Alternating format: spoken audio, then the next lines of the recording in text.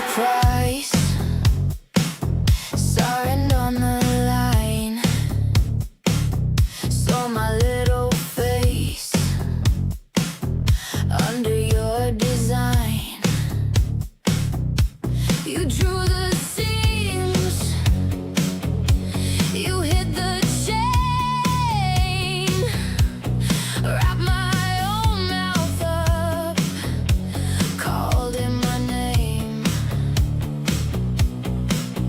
Read the fine print, it bites back. Everything I own still in your stack. I bought the mask, you kept the key. I bought the frame, you kept the seed. Don't call it mine, don't call it free. I bought the mask, you kept the key.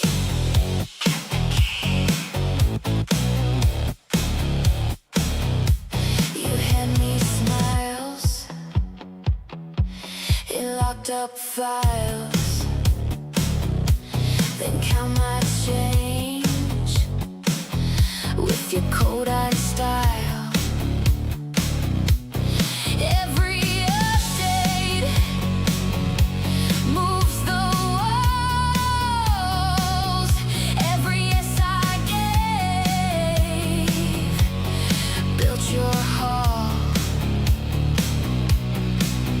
Read the fine print, it bites back. Every little claw's cut so black. I bought the mask, you kept the key. I bought the frame, you kept the seed. Don't call it mine, don't call it free. I bought the mask, you kept the key.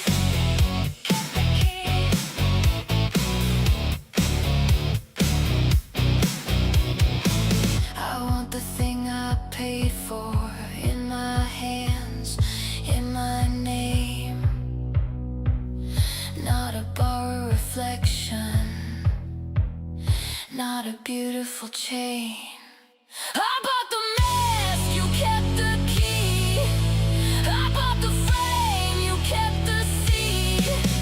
Don't call it mine, don't call it free. I bought the mask, you kept the key. I bought the mask,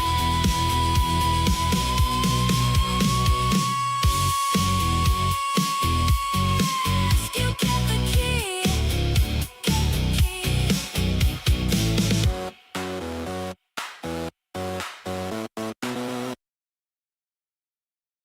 What is up, everyone? Let me go ahead and get some background music up because today's going to be a little bit different from what I usually do. I'm not going to be playing a video game. Usually I play Elite. And usually whenever I talk about stuff like this, it's just usually me talking. So, it'll be a lot better with some background music. Give me one moment. Professional streamer here, by the way. It's all queued up. Alright, there we go.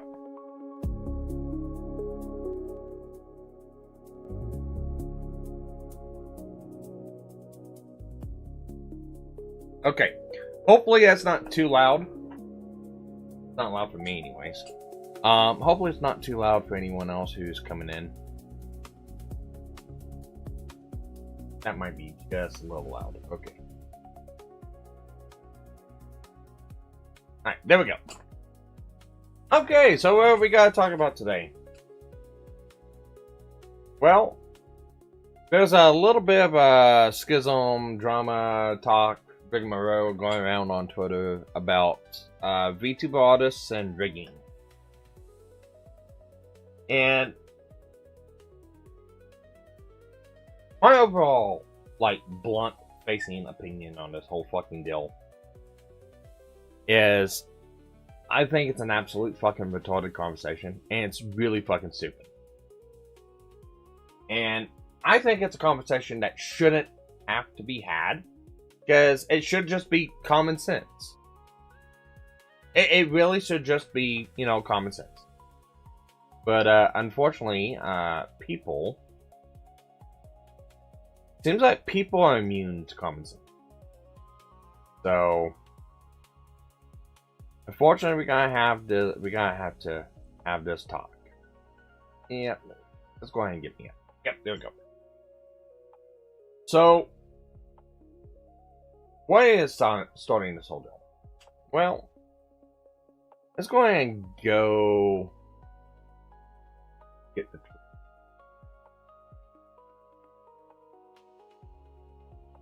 Oh my god, so many fucking idiots on Twitter. Why are there so many fucking idiots on Twitter? Christ. Normally, whenever I talk about stuff like this too, it's usually on my Arco channel. Because my channel is kind of a... How can you say it? My channel is kind of a dead channel. And what I mean by channel, the thing's been mass flagged and fucking copyright struck and DMCA'd and been fucking erased. I don't know how many fucking times from people because they're just pissed off at what I say or what I do. It's like... It's a dead channel. And I also don't really try that much because I look at this shit as solely as a hobby. I don't try to make anything of this solely. It's just a hobby. And I get it. I get where people try to make VTubing as a career and job. You're a fucking idiot if you try to do that. Just, by the way, that's just what I think about it. You're a fucking idiot if you attempt to try to make this into a career and anything more than just a hobby. Okay? That's like, very few people can do that. And you gotta have kind of a lucky break to do also. But also, along with that, VTubing has become very, oversaturated. So, I mean, you can't type in the fucking word VTuber online and without being, bombarded with 1,000 different fucking cat and, cat girls and shit like that. So, it's definitely very oversaturated.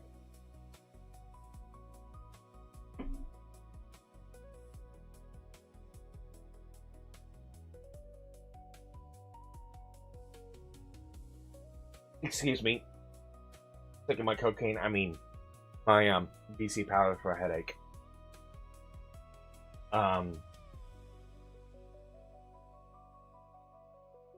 But what started this? A tweet started this of somebody kind of complaining about not getting what they paid for. Now, I've inherently kind of glanced over a lot of it. And we'll be taking a much deeper dive today into it. Because whenever this whole thing happened, I believe it was last night whenever I started getting involved in it. Just because I was bored.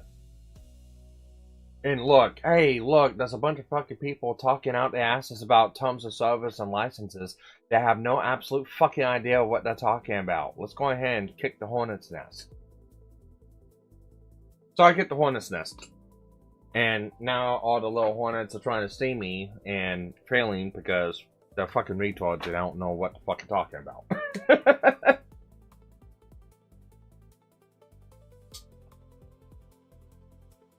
So, let me go ahead and get the... Yeah. So, this person right here made a post. And as you can see, I've liked it, I've retweeted it, I've also quoted it too. And I've shared it around a couple different times. But this person has, kind of has an issue. And we can go ahead and break that down step by step. And I can give you my 100% cursory glance over this whole deal. And we're going to get into a little bit of the conversations. A lot of the bullshittery that the artists and riggers are trying to fucking put out there.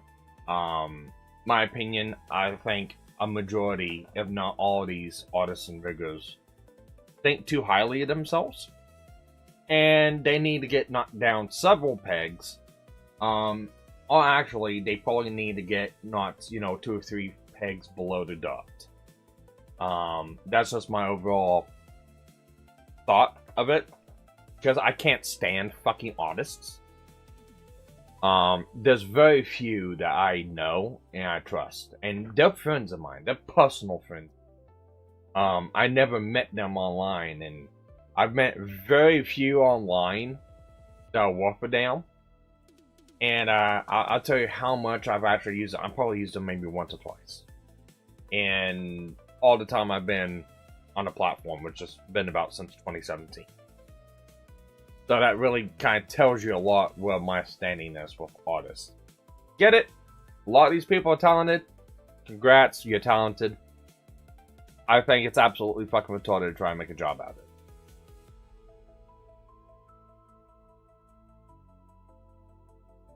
But anyways, let's go ahead and read through this whole deal. See. Riggers. If I'm paying you to rig my model, that file should also go to me. I pay for it, it's my model.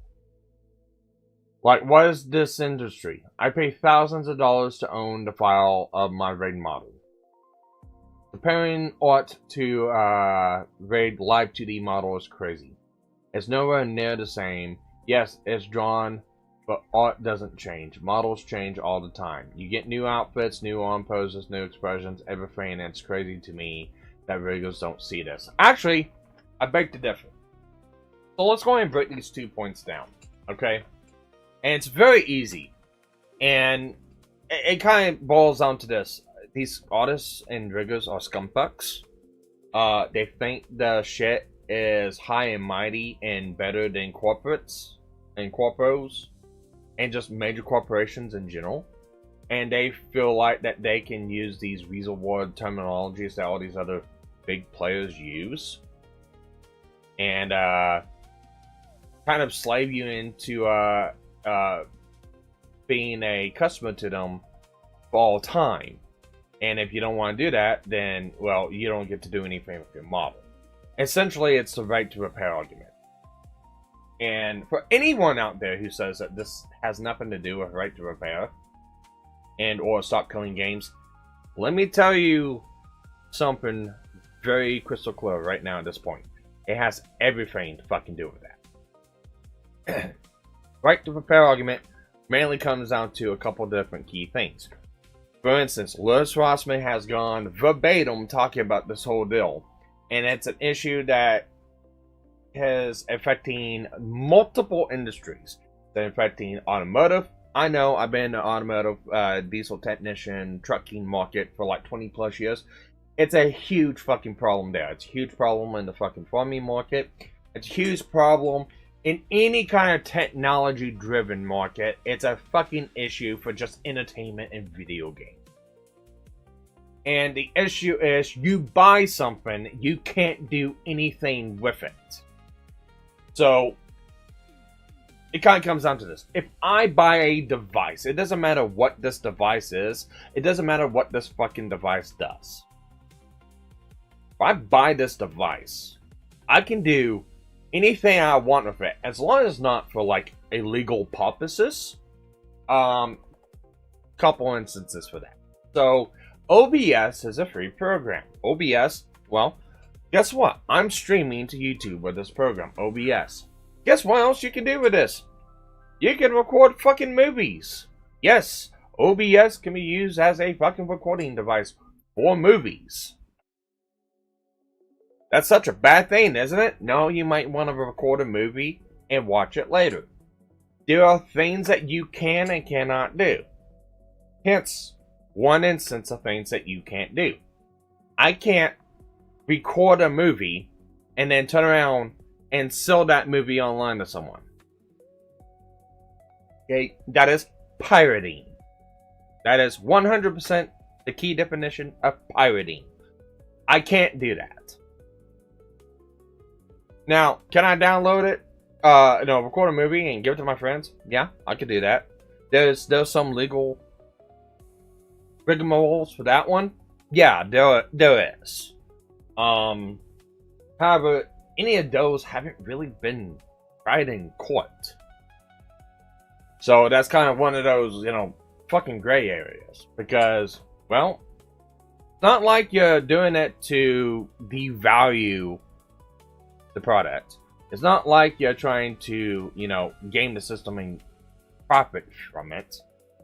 You know, it could just be you're watching a movie with a group of your friends. Happens all the fucking time. I could pop a fucking DVD in and pop up Discord and stream a movie to all my friends. Happens all the fucking time. There's actually documented instances of that with in some court cases.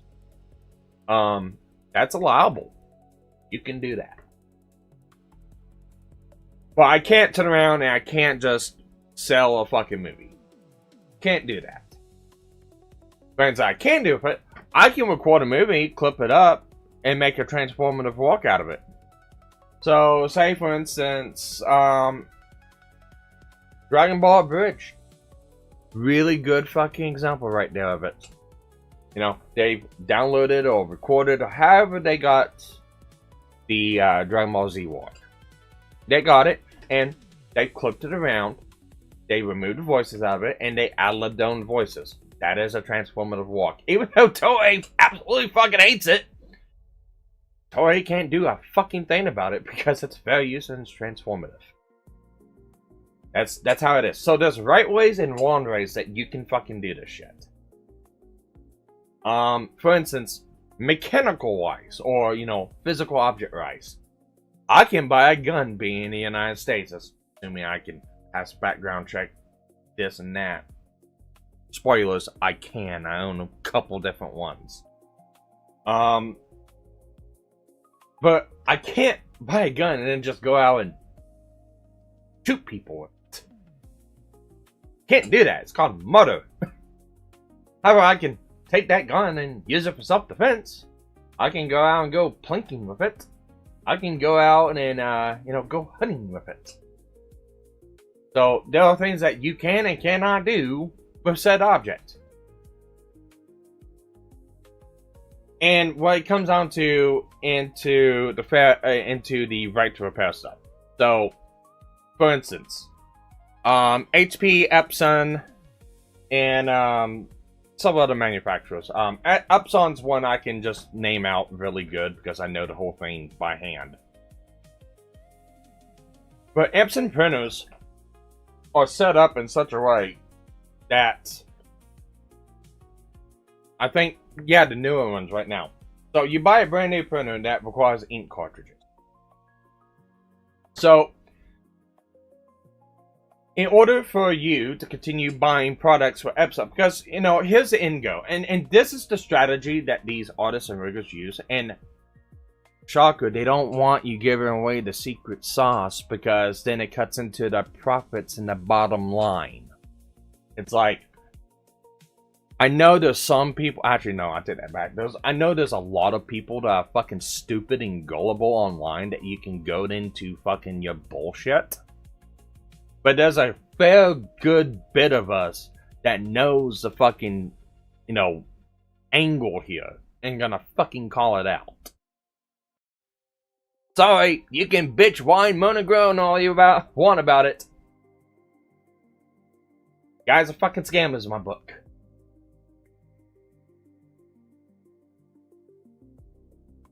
But, Epson, they don't just make money from selling the printer. Yeah, they sell a printer. Well, they want you to come back because they really want your money.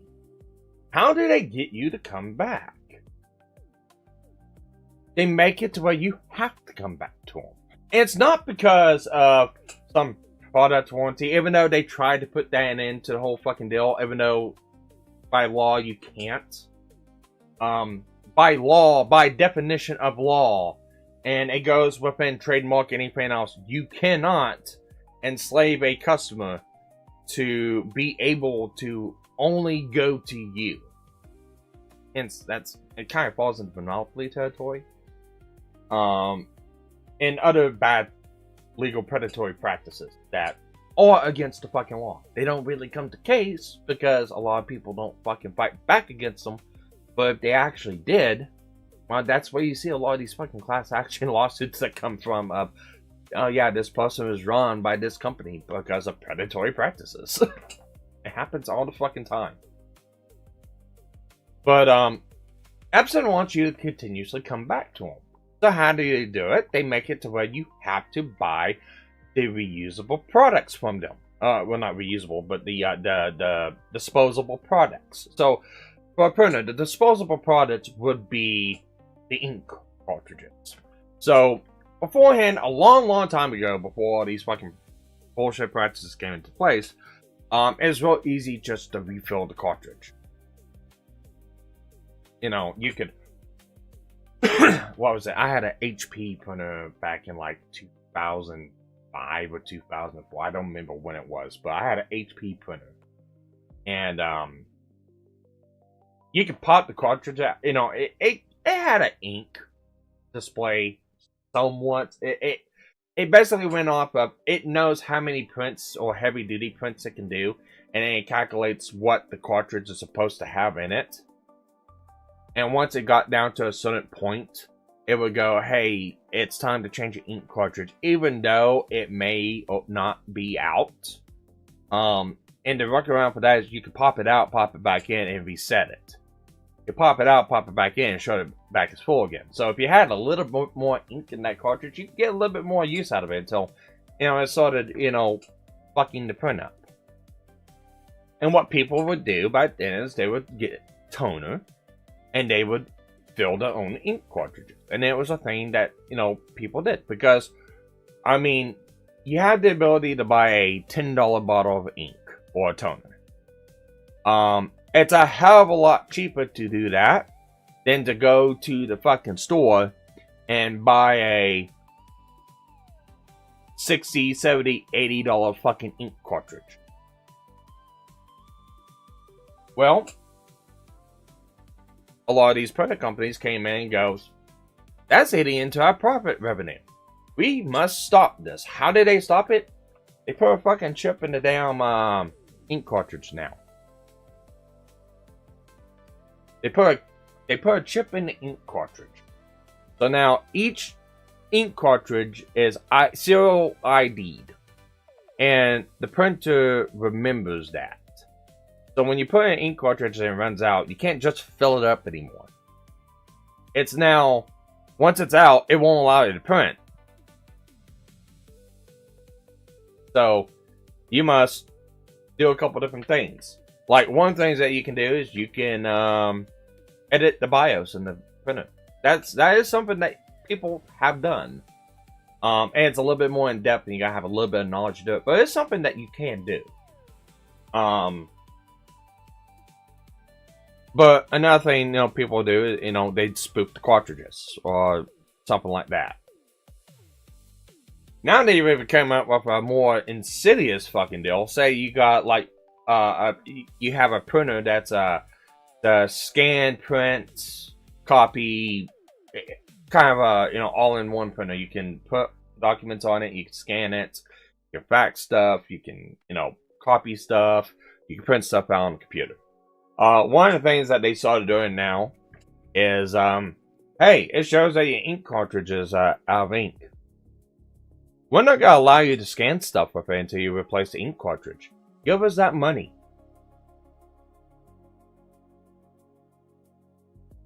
Right to Repair aims to stop these practices, or to at least make them illegal. So, by instance, you can possibly win a lawsuit against these big companies for predatory practices, but the average, normal, everyday person is not going to have enough funds to be able to do that. So, and that's how a lot of these manufacturers get away from it. They know that the little man, you, the average person, the average Joe, can't take them to court. So you must suffer and obey by what they say. Right to Repair aims to stop that shit. Another one that Louis Rossman went through is a treadmill. There's a treadmill that could Bluetooth into a Fitbit device. Or it's something like that. I know I'm going to get it wrong, the details. You can go on Louis Rossman's channel, and he's got a document series about all this stuff. But a treadmill that you can buy, and you buy it, it's yours, and it has the ability to Bluetooth into a Fitbit. And at first, it was any Fitbit device. So, you know, any brand. They had this thing set up where you could do anything, and you connect to it. Later on, there was a mandatory update. And that mandatory update locked that feature out and made it into a payable subscription. So you can no longer use a function of the device you just bought. You had to pay a monthly subscription to be able to unlock that device, to be able to use that function. Even though it does not require being online to do it. It's just a connection from the exercise machine to the Fitbit. It's a Bluetooth link. Doesn't have to phone home. Has nothing to do with being online. But it's a feature that they locked out, and you must have a subscription service now. And that's a bullshit practice. It's, you bought an item. That item should be yours in entirety of it. You pay so many hundreds or so many thousands of dollars for a product, it's yours. That's the way it should be. And that's the way it used to be before all these fucking companies started looking, oh, hey, we can do this and get big coups of money because we just gonna bend the fucking customer over a bill. And, yeah, we're gonna make you pay us money to have access to these features. Stop killing games can be implemented in this too. Stop killing games can be implemented in this because one of the main things that stop killing games now, after they reworked the whole entire fucking deal since it first came out, which was my issue when it first came out. But now they're trying to get game manufacturers to stop making these licensed subscription-based services. Now, if you go and you pay $80 for a game that's online, even if that game goes offline, should still be playable to people who bought that game. And there's been lots of fucking games that have been like that, you know, when the servers go offline, you know, you don't get to play that game no more. Star Wars Universe or Star Wars Galaxies or something like that was, I can't remember what the exact name of the game was, but that was one of those too.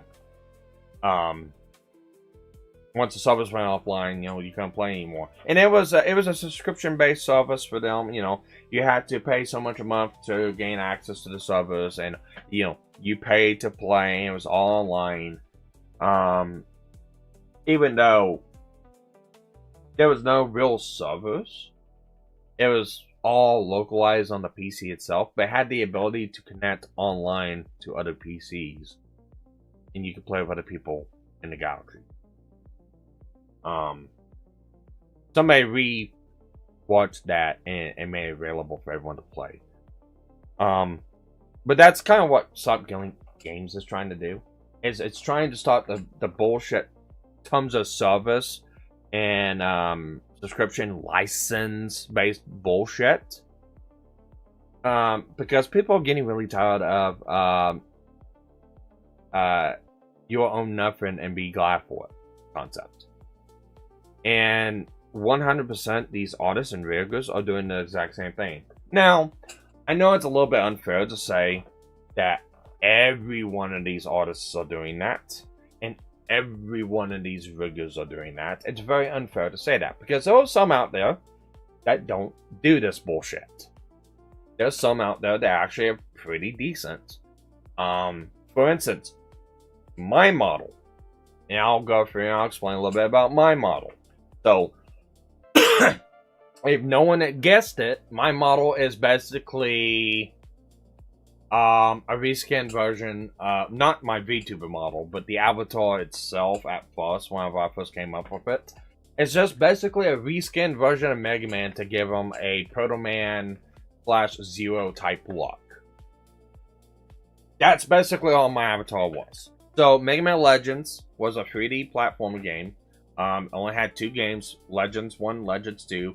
Legends 1 and Mega Man 64 for the Nintendo 64, and then Legends 2 for the PS1 and Legends 1 PS1. So it's basically just a recolored, reskin version with some things added to it of Mega Man, because there was no Zero and there was no Total Man within that game. It was only Mega Man. So I liked the game, liked the concept of the game. So I kind of took the avatar and kind of made it my own thing. And that's why I used for the longest time as my avatar, again, since 2017. From there, whenever VTubing started becoming a thing, it's like, well, that'd be cool to have my avatar as a VTuber model. So I set out to do that. However, I didn't want to just... I'm gonna open up the window a little bit. But I didn't just, trust the whole entire thing to one person. I went to a couple different people. I got, I had somebody work on the face. I had somebody work on the hair. I had somebody, work on, like, different stylizations of the body and the armor and all that other good stuff. And I had, like, a couple different people that I knew collaborate with me on that whole deal. And kind of, came up with different concepts. And then, in the day, I put those concepts together, and I kind of got the base overview of what I wanted for the VTuber model. And then I found an artist that was willing to make the model. And we did have negotiations on this whole deal, because he was one of those, he didn't want to give out all the files. Respectable, that's fine. But in my mind, I'm paying $800+ for this.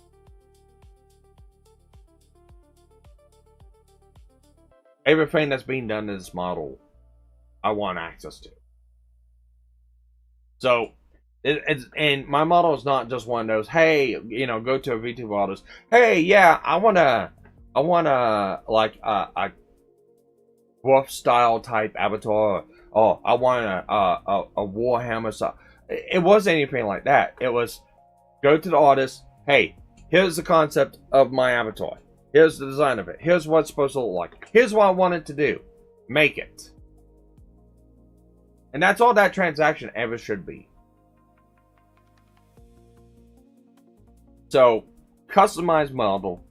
No creative inputs except for some slight things here and there on the model, that the artist does. Because every artist gotta have some sort of a creative design quirk that they have for, their art style.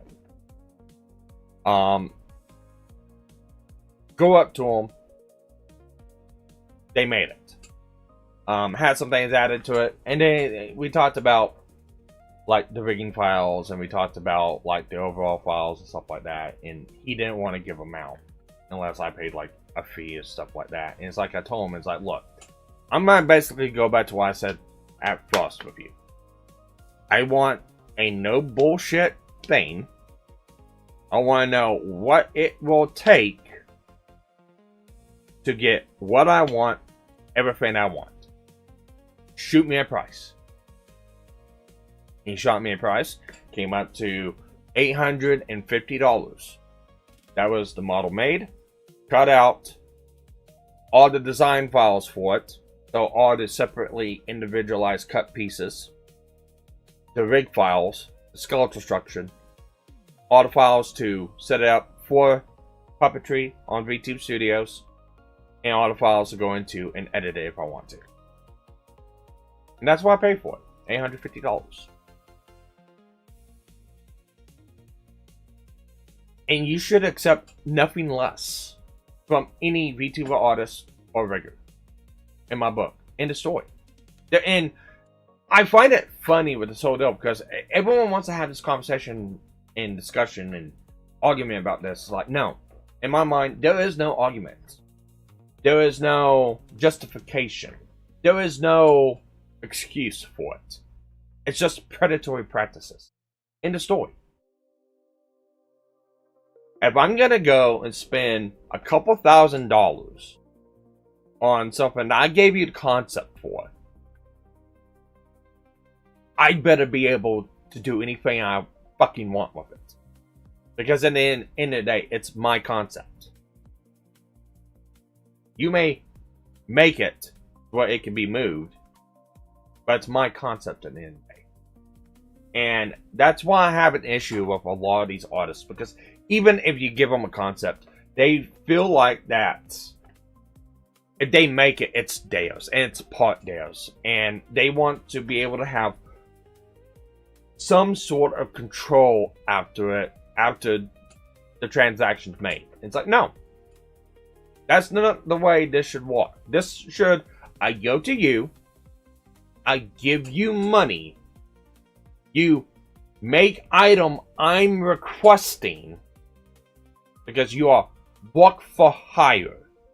I'm not going to you to sign into some fucking nefarious contract forever and ever and ever and ever and ever. Now, I will agree to shell out your name. I will agree to give you credit. I will agree to send people your way. But that does not mean you get to use me as a billboard. That does not mean you get say in anything I do with said thing I am buying from you. Full stop on that one. I buy something, I get to do whatever the fuck I want with it. Example, I go to fucking Walmart and buy a fucking painting.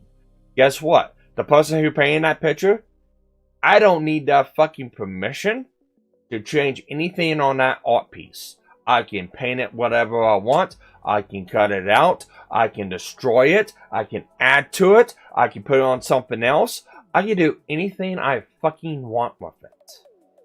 It's mine. I bought it. Same thing goes for any of these fucking art pieces. If you go to an artist and go, hey, I want a thumbnail made, and you give them your avatar and you give them the idea and stuff like that, and they, you know, do this, that, this, that, this, that. Yeah, there's some transaction of, hey, yeah, you know, thumbnail artist gets put in the description, you know.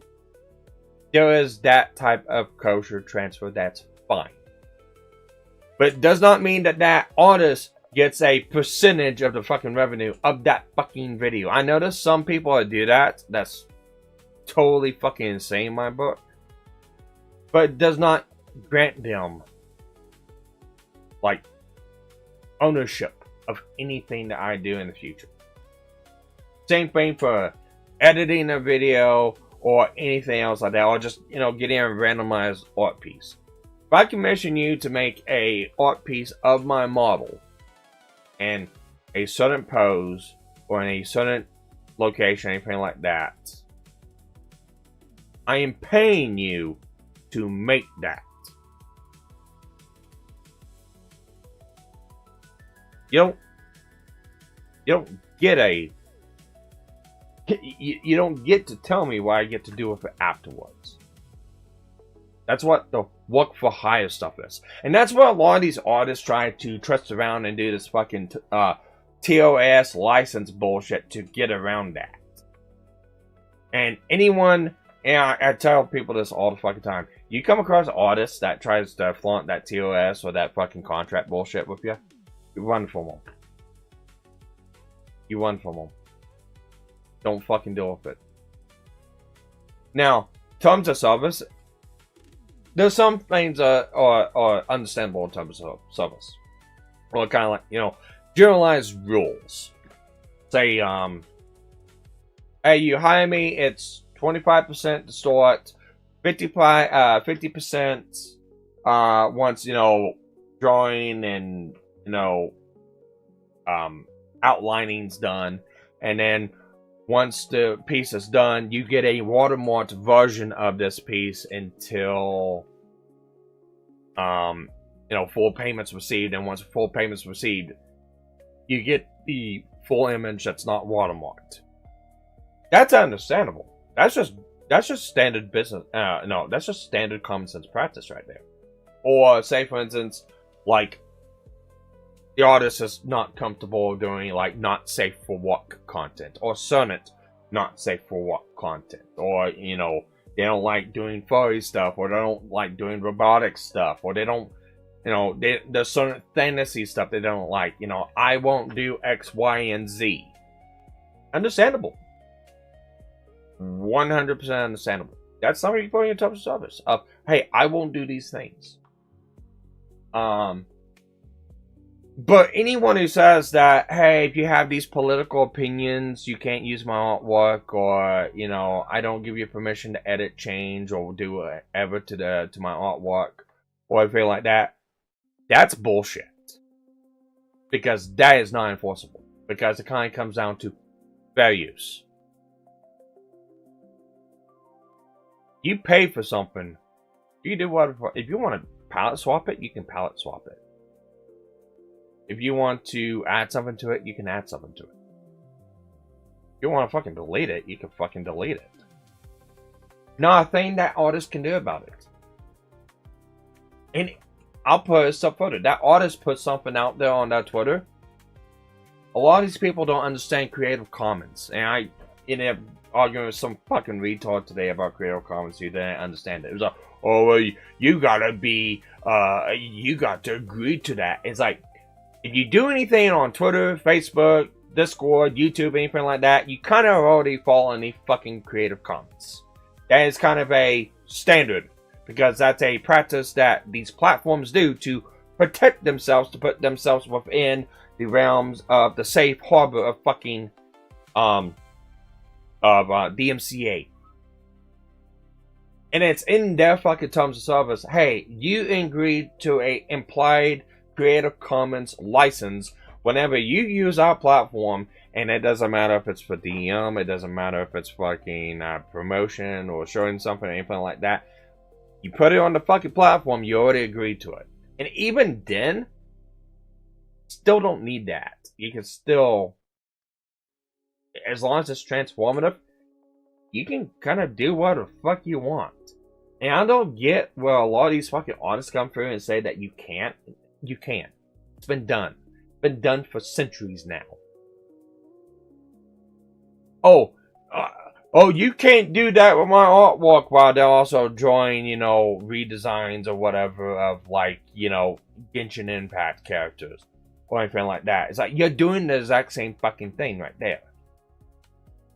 So, a lot of them are hypocrites that just don't understand what the fuck they're talking about. It's like, ooh, this make me more money, I do this, not understand what the fuck they're actually doing. Another thing that kind of pisses me off about this whole fucking deal also. But anyways, let's kind of, we got up into the reads. But let's go ahead and get back into this right here. It's like, comparing art to regular life 2D models is crazy. It's nowhere near the same, yes, drawn, but art doesn't change. Models change all the time. You get new outfits, new arm poses, new expressions, everything. It's crazy to me that riggers don't see this. They see it, they know it. The name of the game is just to get you to come back to them. Okay? That's more money for them. And that's the whole fucking reason why they do it. They make it to where you can't do anything with it without their fucking express permission. They have a degree of control over you that you are now beholden to them. And it's fucking disgusting.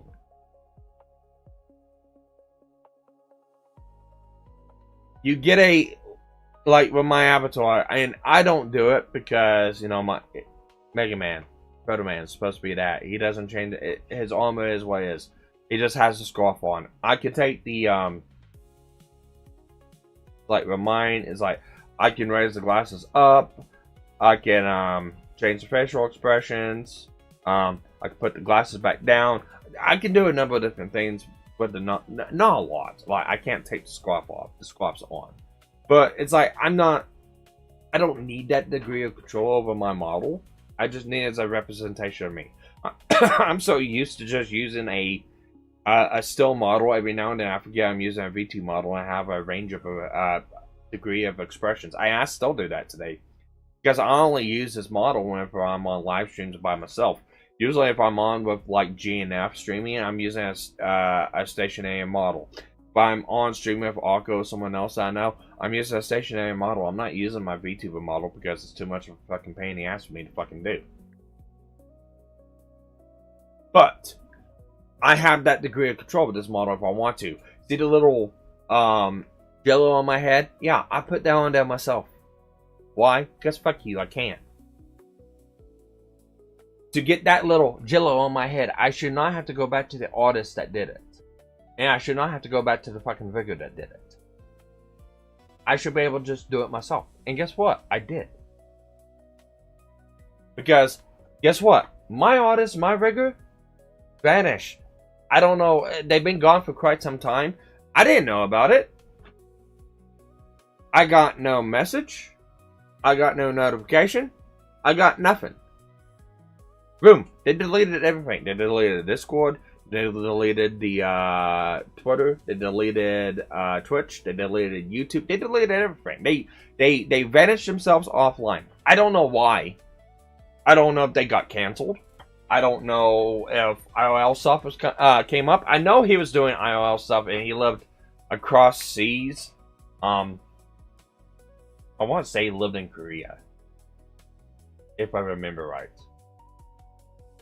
Yeah, I think he lived in Korea or something like that.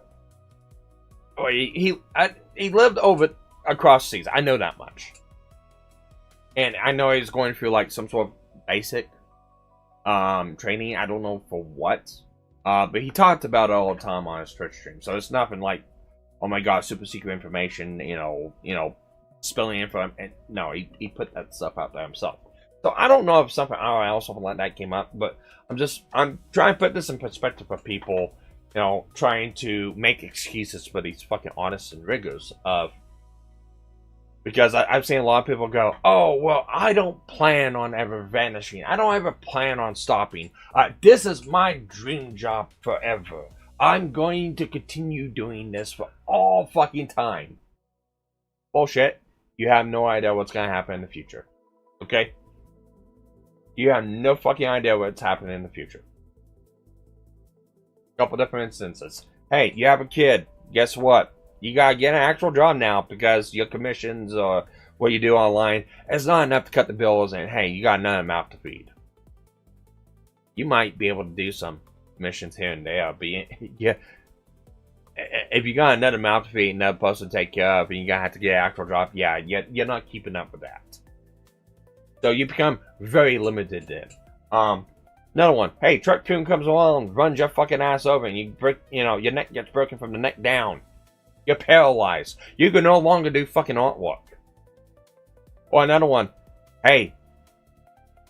Sorry, you died.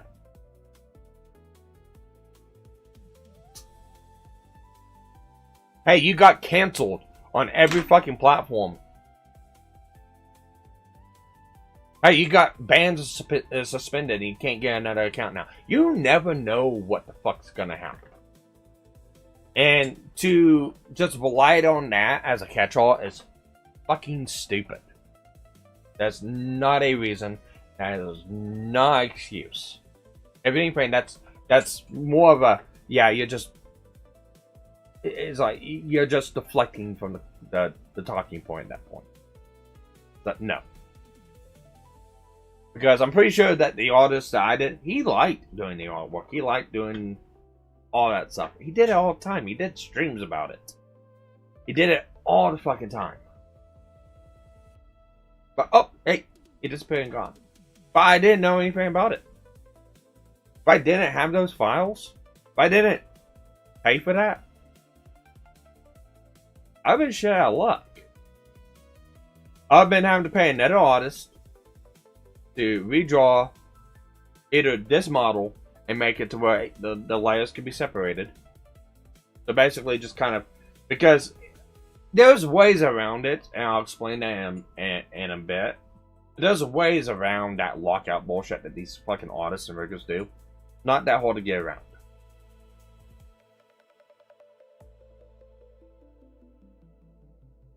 But if I didn't have those files, I would have been shit out of luck. It'd been getting another artist to kind of redraw some of the edges of the model to recut it, or just getting another model entirely, and then paying another rigger to rig it up. Because say for instance, hey, the computer wiped out, and for whatever reason, all my messages got deleted, and the save file I had is completely gone. Then it's completely fucking gone. Even though I know you're supposed to have about 4 or 5 different fucking backups of this stuff, it never happens that way. But, or, you know, say for instance, your computer gets hit by lightning and corrupts all the files. The file's still there, but you gotta get in and tweak into it because it has some sort of weird facial feature now that you can't get rid of. It's just permanently stuck in there. You gotta get into the rig files to fix it. Or say for instance, here's another one. VTuber Studios does an update and changes the way the skeleton connects to the deal, and requires some sort of a tweak or modification in order for it to work. Okay. Or, you know, VT Studios goes out of business for whatever reason. And, hey, VTuber Studios did the same fucking bullshit practices as these artists and riggers did, and, guess what? It's a subscription-based program, so whenever they delete it and the servers are gone, you no longer have access to it. That is a really real possibility. And it infuriates me whenever people don't realize that. But hey, VTuber Studios is gone, so hey, you gotta use another program now. There's a GitHub program that works, but hey, for some reason it requires like a change or a modification. Not that big of a change, not that hard of a modification. You can do it yourself, but you gotta have the actual source file to do it. Well, I'm screwed. I don't know. If I didn't get the file, I've been screwed. I wouldn't have access to that. Same thing with every fucking person who has purchased a model from someone, has had it written from someone that didn't give them all the fucking files. And you come up to them, hey, I need this redone because the program's messed up. Hey, that's another $300. They can bend you over the barrel and charge you however much you want. Not a flat fee then. Oh, you're a really successful VTuber now. Hey, you remember it was this much? Well, it's this much now because you make so much more money. Or, and I don't want to lie because this has been done more times. Hey, you had that really controversial take. I'm no longer going to give you any of my services. Oh, you want the files? Nah, fuck you. You just gave me your money for nothing. Yeah, I'm not gonna help you. It happens all the fucking time. It happens all the fucking time.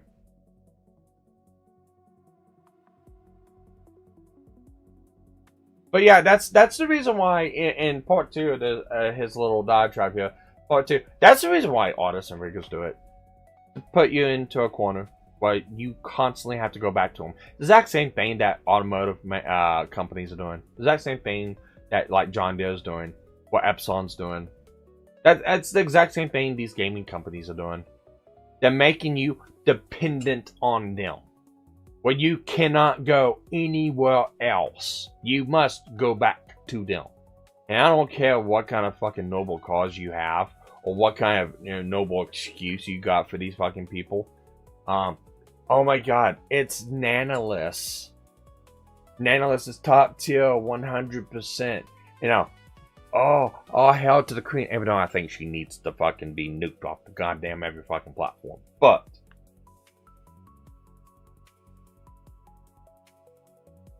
it's not that hard. Yeah, I can go through and I can show you. I'm not going to. I'm gonna just explain a little bit. But I'm gonna show you my model right here. Come back up to me real quick.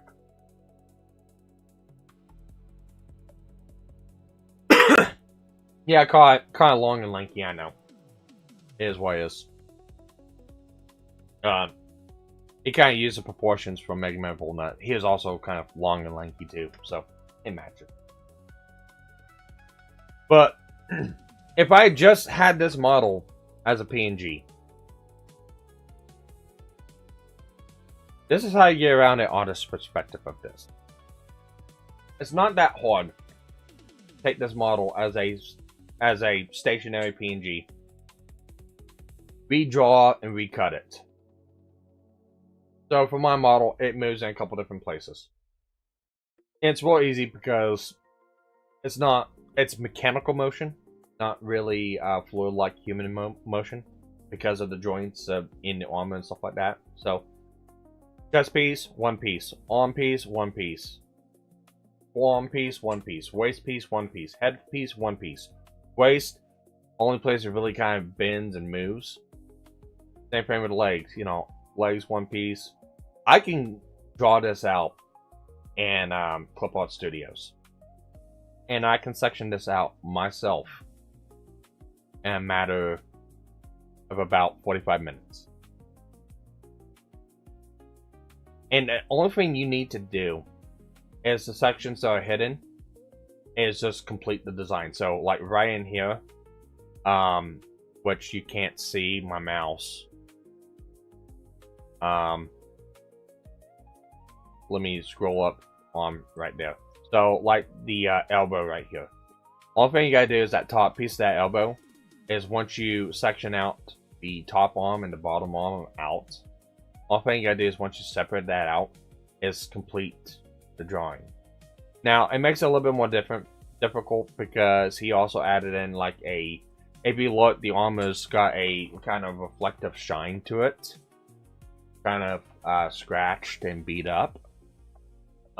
Really ingenious. I loved it when he did, because it was just a plain flat color, but he gave it that metallic look and I really liked it. But you can complete that. Yeah, you may not be able to get the same backgrounds and textures, but you can always do something else. It may not be exact, but you can always do something else.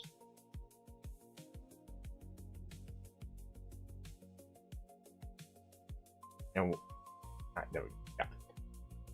But you can cut that out, and you can do each individual piece, like right up here in the forearm, you know, where the socket is, where it goes into a chest. If I move a little bit, you can see where it moves, and we can see where the art form moves and forms. You know, that's one of the joint pieces. Now you just, you know, separate that out, and then complete the ball socket, and it's basically just knowing what layer to put within the VTuber model itself, and being able to layer it into the file. Once you get that done, then you can send it over to a rigging software, which is not some super secret fucking deal. There are programs out there that have like base model skeleton for it. Now, you may not be able to get the degree of movements. You may not be able to get the degree of emotion or expression from the face and stuff like that, especially if you're a novice. But you can fuck around with it, and you can get basic movement. Like for my model, all thing I need is a mouth movement, be able to move and bob. It's like, my model is like the simplest of simple models you can get, just with a lot of detail added onto it. Hair swishes and stuff like that. You know, the hair switches. The hair would be a little bit more difficult to kind of parse out to figure out what you need to layer on. But it's doable. And like I said, skeleton, you can put a basic skeleton in and get it to move. And then all it takes is just a little bit of fine tuning and finessing to match that skeleton up to the actual model. There's nothing super secret about it. There's no secret sauce. There's no, oh my god, you know, there's no fucking chemical X to it. That's what I'm trying to say. There's nothing special about it. You're making a animated model move with programming. And all thing the rigger does is they set the skeleton in to the model into certain places to be able to do certain things. Now, I get special things.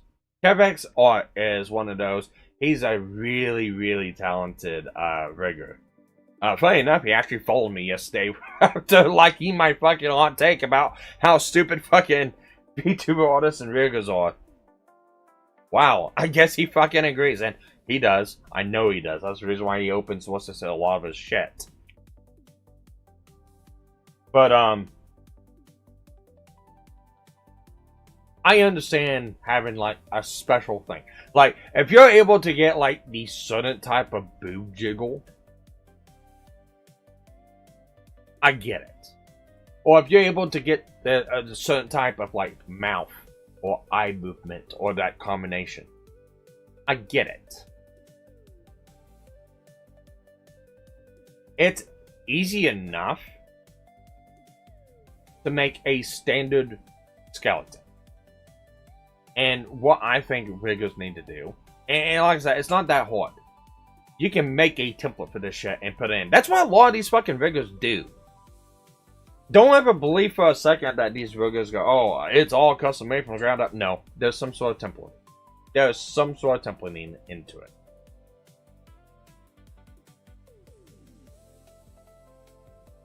But you can make a basic skeleton. And you can do it 2 times. And if you want to charge a little bit more for it, that's fine. But give the person who is buying the artwork the opportunity to be able to fix it. Okay? Or be able to do changes to it themselves. Okay? This whole grandiose, oh, it's my work, and I don't want anyone fucking with my work. Get off the fucking soapbox. Nobody fucking cares. You are the example of what AI needs to fucking replace. Hot take, I know. But artists like that are the example of why AI needs to fucking replace them. Because they are too fucking full of themselves.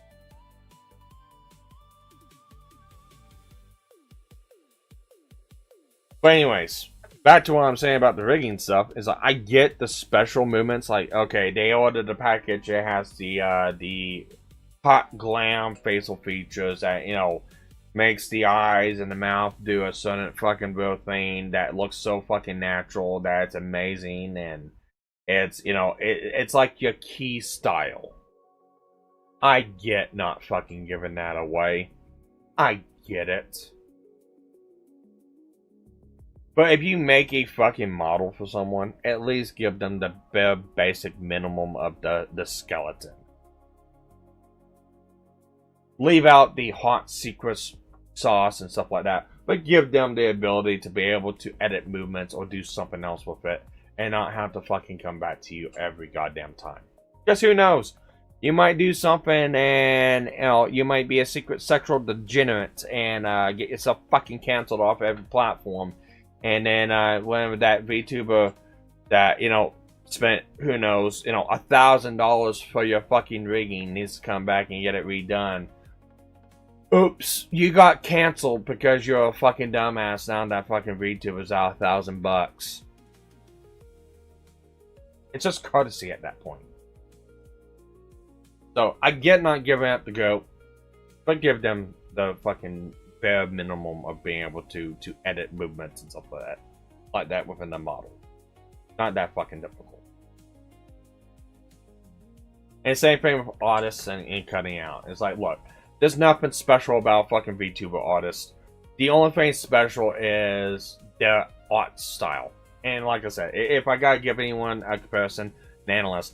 Nanolist is like the very fucking basic milk fucking toast VTuber artist. She uses the same fucking body template for all of fucking designs. The only thing that's different is the head, and it's usually a copy, cut, paste, drag from another model. And then she adds in the layering stuff that she needs to do to be able to have it rigged. And then does an outfit's, you know, signature outfit or whatever. That's it. None of her work is even worth a 10% of what she fucking charges, which is $10,000, by the way. It's nothing fucking grandiose. Very easy to fucking cut, copy, and paste that shit. And really, her art style is derived from a certain manga style. That if you actually look on her DeviantArts and stuff like that, that's been looked. Me and a couple people in the GNF have done a lot of hot dive digging research into it.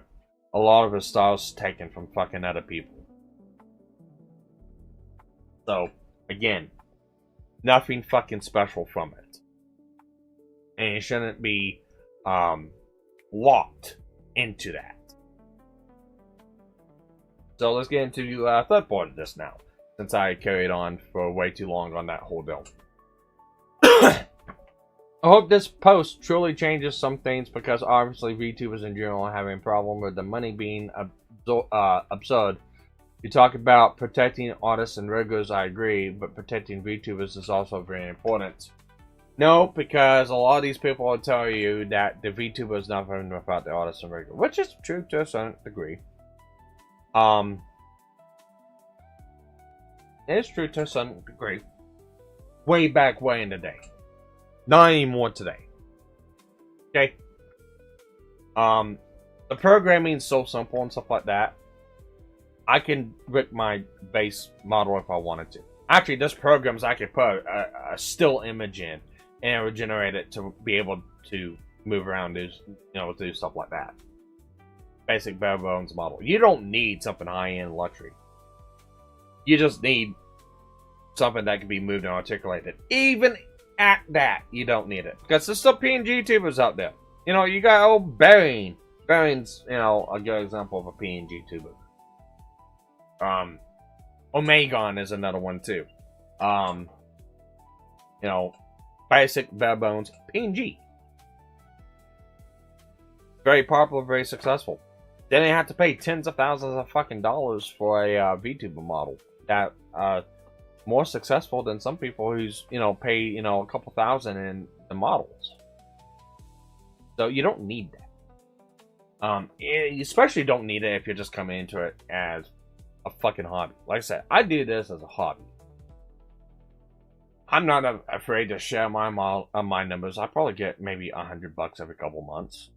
And that's whenever it gets up to the point of being able to cash out. Again, I don't fucking try at this. I don't want to be successful. I don't want to get big. I just stream to stream. I have YouTube because I put my opinion out there, because I want to put my opinion out there, because I like pissing some people off. And on top of that, I like to showcase some of the stuff I'm doing at times. Sometimes I'll showcase stuff I'm working on the bench. I've got videos out there of me doing repair work on like game consoles and shit like that. Other times I just like to stream video games, and like I said, I've been on an elite kick for the last year. Solid elite kick. Fuck every other game. It's elite only. But it's like every now and then I'll stream elite just because I want to. Most of the time I just play by myself because, fuck the hassle of streaming it. So, I'm a hobbyist. Asking a hobbyist, which is a majority of people, because until you break over like the 20k, 30k, 50k mark on subscribers, either on YouTube or Twitch, or have a concurrent view count that's over 500 views, it's not sustainable. And paying absurd, outrageous, paying $1,000 for a fucking model and rigging, and paying it to where it's locked to a solitary fucking person, is absurd. Because at that point, that artist, that rigger, has your entire IP that you might have custom made in their fucking hands. And there's not a goddamn thing that you can do about it. And this is hence one of my main fucking issues with this whole fucking deal.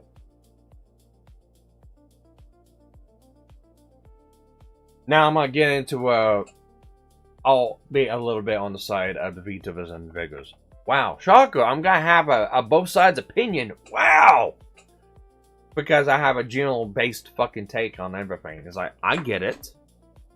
I get why VTubers do it. VTuber artists do it. I get why fucking riggers do it.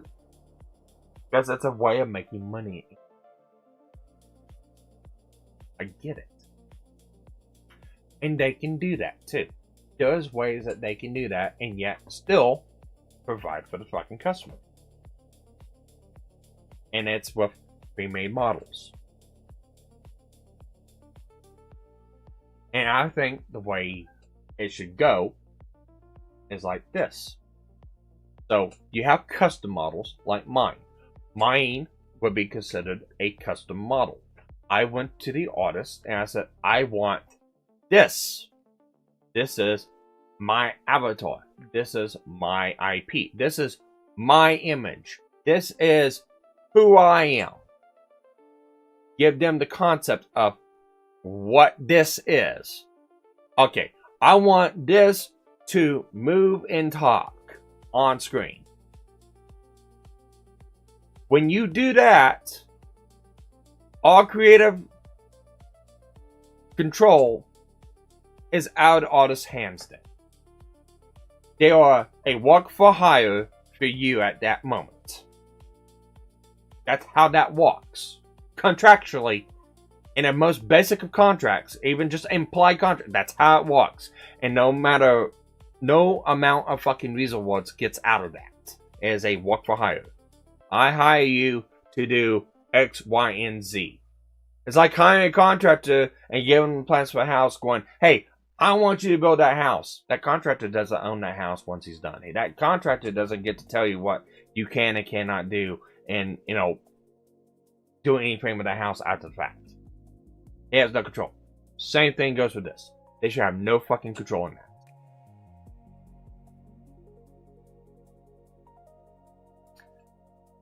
Where they can get a modicum of control is with pre-made models.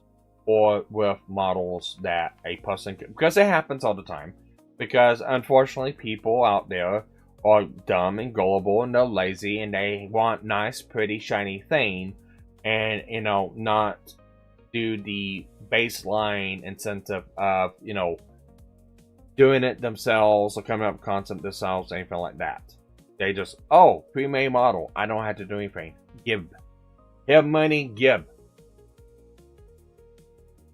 Now, I recommend to people do not do shit like that. Do not buy pre-made models. It is a fucking headache that you are asking for. That's it. But that is a way for artists to get some degree of control. Same frame of a rigor. Okay? A person comes up to you going, I want a VTuber model. I want a fox. Or I want a rough. Or I want something wild or exotic or something like that. Okay? That artist might have a backlog of stuff that they themselves have made. They generated the character. They came up with the concept. They came up with the idea. They came up with the design. They came up with everything about it. And then they sell it to you. At that point, I understand the concept of, that, they're doing everything. They have a degree of creative control. That's the only, same thing with the regular on that one. That's like the only leeway I give to this. But there's a but on that one. Still legally, you can't tell that person what to do with that model once you fucking sell it. That is still predatory practice. You still can't do that. But I get not giving them, the base files and template. I get not doing that. It's something you designed, you created, you sold. If you're gonna be the one wanting to do upgrades and stuff to it, I get it then. I get it. That's the only leeway I give to that whole deal. But even then, it's still fucking predatory practice in my book. Same thing is they come up to them another thing is they have a model already built and they're showcasing it online for sale. Hey, I built this thing, I'm selling it. I get it. Don't ever do that. Don't ever buy models like that. Make these fucking artists starve doing shit like that. Don't fucking encourage it. But that's the very bare minimum that I'll give to it. However, if I'm buying anything for over $1,000, hell, if I'm buying anything for over fucking $100, I better get every fucking render, edit, and editable file for that fucking deal. No ifs, ands, or buts. I better get everything. If I'm having to pay over fucking $100 for it, I better have it. But I don't do shit like that. Because I know how fucking artists are. They're fucking whiny. They're miserable to work with. They're entitled brats.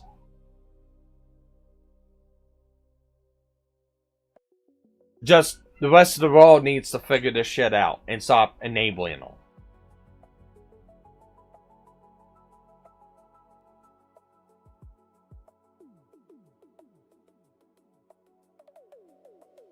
And then the guy has another one deal, another post on this. It's like,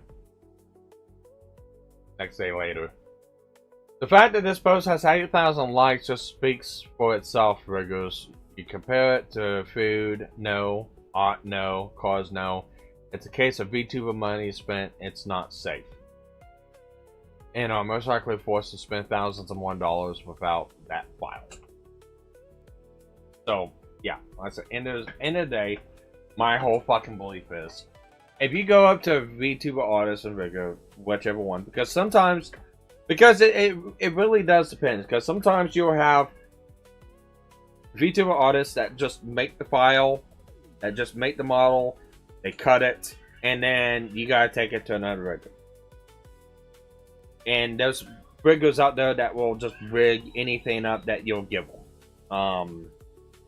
Would it be, you know, cut out, you know, it just, you know, baseline something. You know, there are those out there that will just do that. There are some VTuber artists that have, like, you know, some sort of a relationship with, you know, a couple different riggers.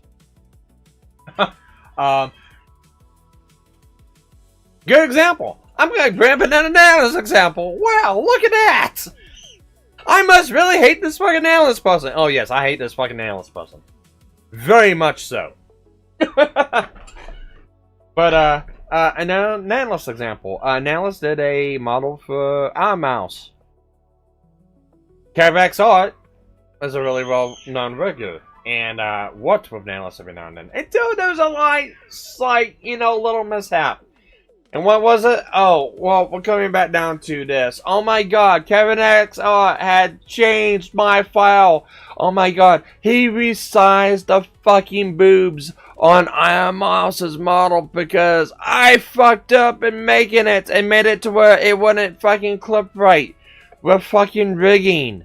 And instead of, you know, wasting more time and telling me and giving me the model back and having me fix it, with spoilers, Kevin messaged her like a couple different times and never got a response back from her, and basically ghosted, because this was in the time where, you know, if you read the Cinder documents, Nalus was blowing everyone fucking off because she needed a fucking break. So yeah. But yeah, instead of, you know, contacting her, even though he did, and you ghosted him, and having me refix it, I'm gonna try to cancel fucking Kevin because, oh my god, he edited my artwork! Instead of, you know, doing, you know, understanding, hey, the sensible thing is, you want to answer him, and it was a very, very slight, minute fix that he was able to do to fix the issue and save time. Again, I hate entitled artists. If you haven't been able to tell, I fucking can't stand them.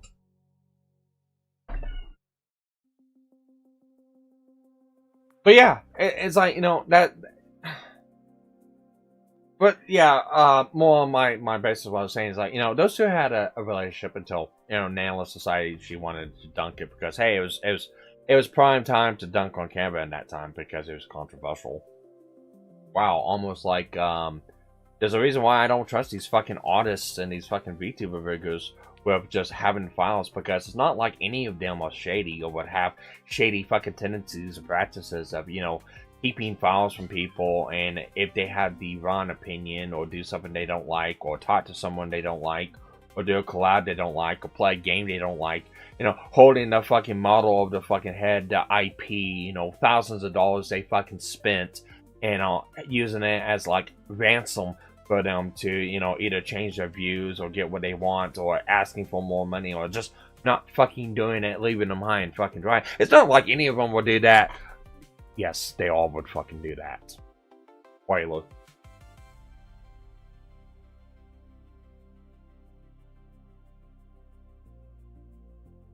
But yeah. But that's kind of where this whole thing kind of started off with. Like I said, I've already made the walking on vehicles comparison. Look. You buy a Ford, you buy any automobile, okay, from the manufacturer. You should be able to walk on that thing and fix it any which way you want. You should not be beholden to have to go to Ford every time you, or the dealership.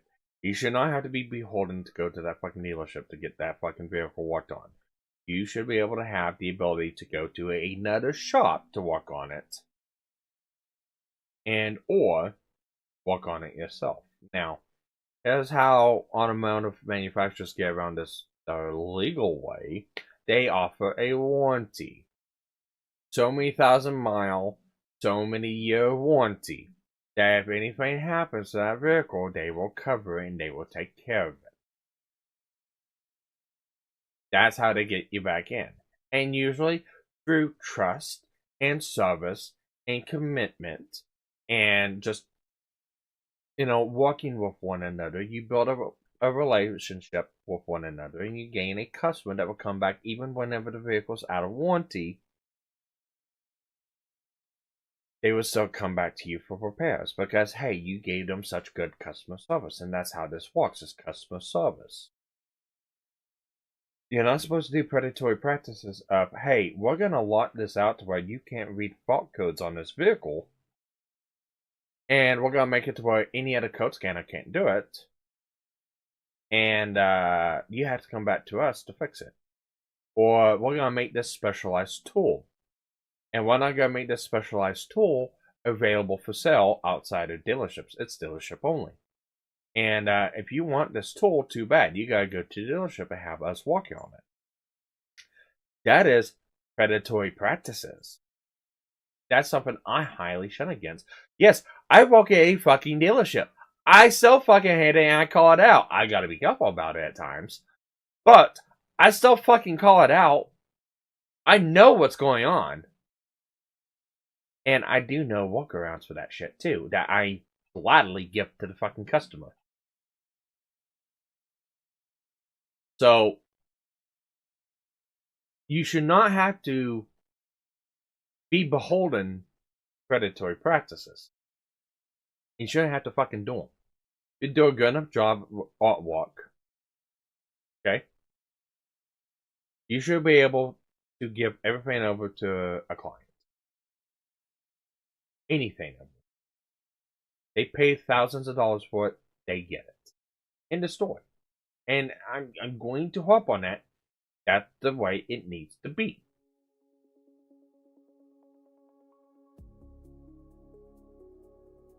And there's no other way for it. If you've done a good enough job, or say for instance, customer gets the model, and they notice something off of it, or they don't like a certain thing, or they want something changed. As long as it's not like a complete fucking redesign, if you actually go down and, you know, you accommodate for the customer, which a lot of times these VTuber artists won't do. Again, hey, another Nautilus example. Wow! But, you know, you spend $10,000 for a fucking model. You know, you should get a degree of fucking customer service on that one. You know, there was a little bit with, you know, between Nautilus and stuff. But other people just kind of, you know, they got the model made. But it's like pulling teeth and writing less. you couldn't really do slight changes here and there without waiting weeks on end to a fucking month. And that's the thing that a lot of these fucking people did. They had to wait weeks on end to months on end to get anything changed. And like I said, during the whole time when Nana's was going through a fucking hell, she said, "Oh, you put a $5,000 down payment on a fucking model?" Actually, no, I think it's all up front. She does all up front, so you gotta give her 10,000 smackaroos all up front before she even starts work on it. Again, don't fucking do that shit. You have an artist that does that. Make them fucking starve. Don't give them fucking money. Don't give them your service. Because again, predatory fucking practice. Because now you're out $10,000 to try to get done. And if you do what Nanalis did, and it wasn't Cinder having Nanalis cancel. Oh, no. Nanalis canceled because she didn't want to deal with it. And she wanted to do artwork solely for Cinder. Nanalis made that fucking deal with Cinder. And that deal came up first by Nanalis. It wasn't brought up by Cinder Red. It was brought up by Nanalis. Timestamps. Proves it. I don't care what fucking person out there says, "Oh, well, that they manipulated it." There was no fucking manipulation. These people are fucking retarded. But anyways, yeah, to get a basic, fix or something like that, you're waiting weeks and months on end. Sometimes you can't do that. It might be breaking. It might be a breaking bug. Oh, sorry. I'm busy right now. Or I'm on vacation. I can't do it. Oh, you have this person that you can fix this? Well, sorry. They don't have the files. I'm not going to allow them to do it. I must do it. Oh, you need it right now? Oh, I'm sorry. I won't be around for another month. But even then, I'm too much behind. Sorry. You're just going to have to wait. It's not like that doesn't happen all the time. Doctor, it does happen all the time. Almost as a reason why that there's a lot of people outraged about this shit online, because artists do fucking do shit like that. And whenever you try to push this fucking model out of, hey, this is how the indies do that, this is how the professionals do this, that is a misnomer, because the industry standard is made by a bunch of people who circle jerk themselves off. Again, just like the Twitch click and the Twitch streamer awards is all nothing but people who interact with each other all the time and circle jerk each other fucking off all the fucking time. And there's maybe a couple people who get brought in that's no name to make it look legit. And it's definitely, oh yeah, the audience votes for it. But the majority of the votes and the majoring counting votes comes from the people who are holding the fucking events. Again, circle jerking each other off. That's where this fucking industry standard comes from. Because when you get people like Nanos going, "Oh yeah, no, Iron Mouse and Cinder and all these people, yeah, no. Yeah, I fucking charge them $10,000 fucking dollars for this shit, and guess what? They fucking pay it." And people look up and go, "Huh, her artwork's very mediocre. I got that beat. I bet I can come up at $12,000. And you get all these fucking people going on. And it's not about artwork. It's not about the love of it. They look at it and go, "I can make a serious chunk of change from this." And that's all it is. It's a get rich fast and make people relying on you to come back scheme. That's all it is. And again, the market is oversaturated. It is so fucking oversaturated. Streaming, VTubing itself is so fucking, videos are oversaturated. VTuber artists are oversaturated. VTubers themselves are oversaturated. That's why I kind of don't really look at myself as a VTuber. I'm just a fucking person who fucking uses a fucking animated model. I was a cam streamer for like the longest time. And at any point in time, I can fucking go back to it. Why I don't? I don't want to fuck with the green screen. I don't want to fuck with the camera. That's why I don't fucking do it.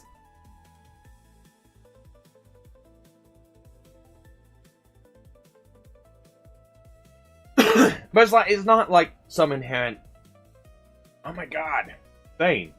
It's like, that's what the industry standards are. It's basically a bunch of people who are up in upper echelon, with a lot of big name streamers, you know, Lily, Iron Mouse, and Trey, you know, any of them. And they have done work for them, or they done models for them. They get the foot in the door, and they can charge us high prices, and they kind of goes down from there. Or, you know, they try to emulate and simulate it and stuff like that. Look, in a day, I use my model as a base model, and I still think I paid too much for it. Okay, again, $850 for this model, fully made and rigged out.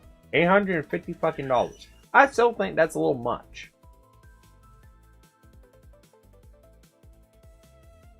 I think if you're paying anything over $500 for a rigged model, you're paying way too much fucking money. Especially if you're starting out. And let me go ahead and switch over to this real quick, because there's a couple things I want to check real quick.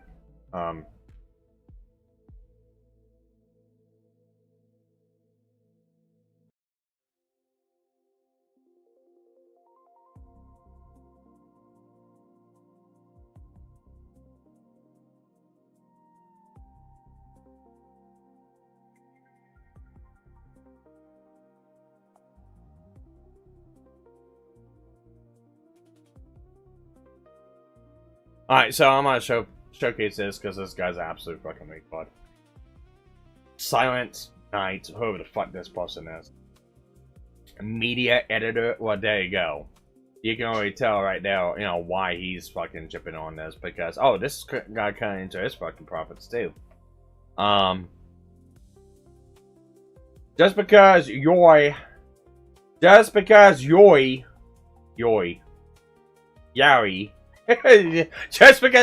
buy an orange doesn't mean you own it, own the tree.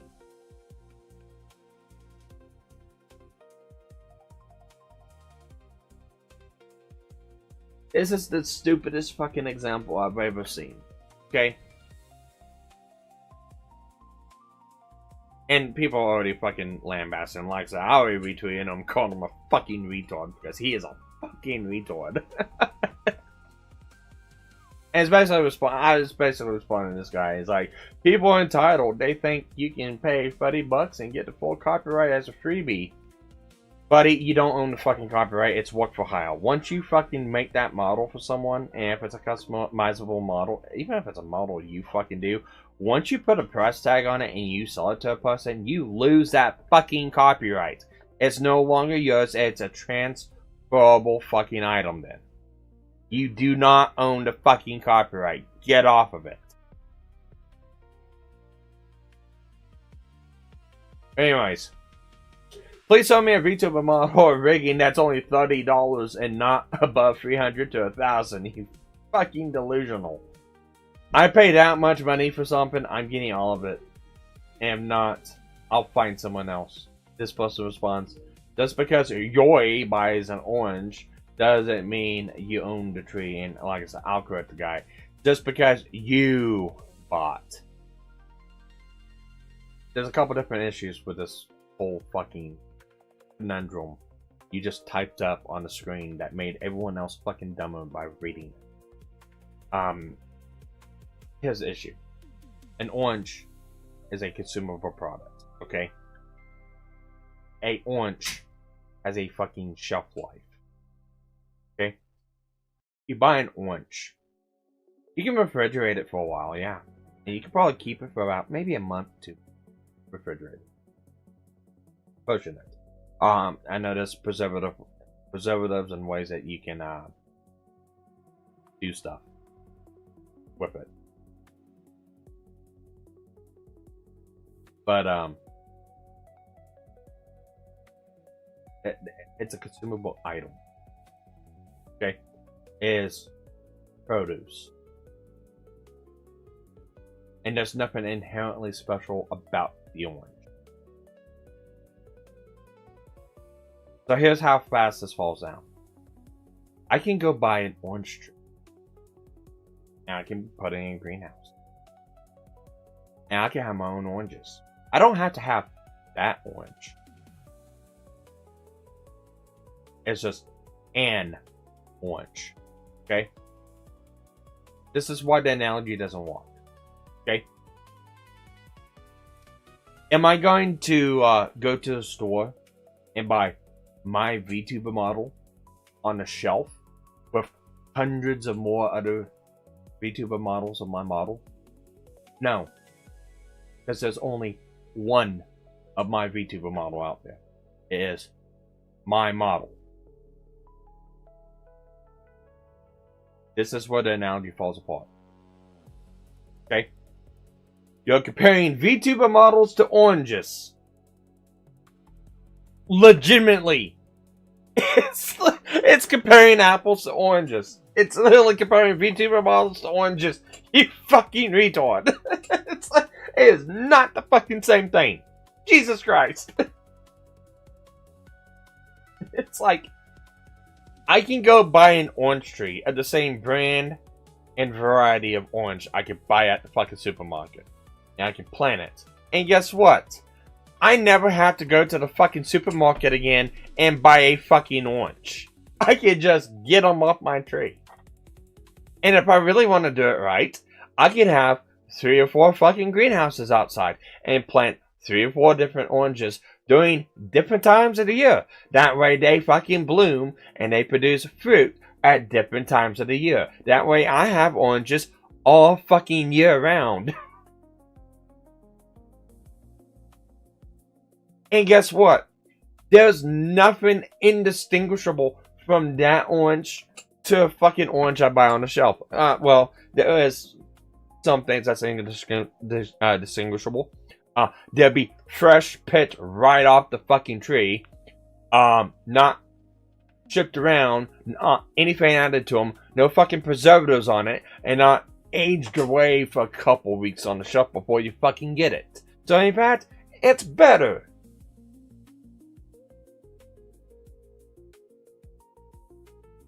You're not gonna do that with a VTuber model. I can't just go to the supermarket and go buy, oh, I'm going to buy the Shy Lily model this week. It's a one-time purchase. Okay? It's not, you're not going to continuously go and buy it. It is a consumable. You will constantly buy oranges. You're not gonna constantly buy a fucking VTuber model. Unless you're fucking Iron Mouse and you just want to fucking blow money and waste money by buying thousands of dollars of fucking VTuber models, and it's up actually fucking, you know, saving it and putting more to your fucking insurance and hospital bills, which you fucking bitched about for the longest time before you got big. And it's like, it's like, I'm not going to have to go to the... It's like I don't have to go to the fucking VTuber artist every fucking week and buy a new model. I literally do not have to do that. Okay? I do not have to go to the fucking VTuber artist and buy a new model. I don't. Oh, here's another one too. I can take that orange tree I buy at the store. I can cut it up. I can get seeds out of it. I can plant my own fucking trees. So your analogy actually kind of helps me out a little bit there too. It is a fucking dumb analogy, okay? The only thing that you can compare this to is either games or cars or some sort of technology that you buy one time. It has to be a one-time buy. A game would be a one-time buy. A software program would be a one-time buy. A fucking automobile should be a one-time buy. They're not, because you know you're back home or you know they break down to a point you gotta get a new one, shit like that. But they should be a one-time buy. Okay, that's the comparable thing. And being able to do stuff to that vehicle, which would be edit the model if I wanted to, be editing the look, editing the file, editing the rigging, would be the equivalent of walking on the fucking vehicle. Okay? The artist is the fucking dealership. The fucking rigger is the mechanic.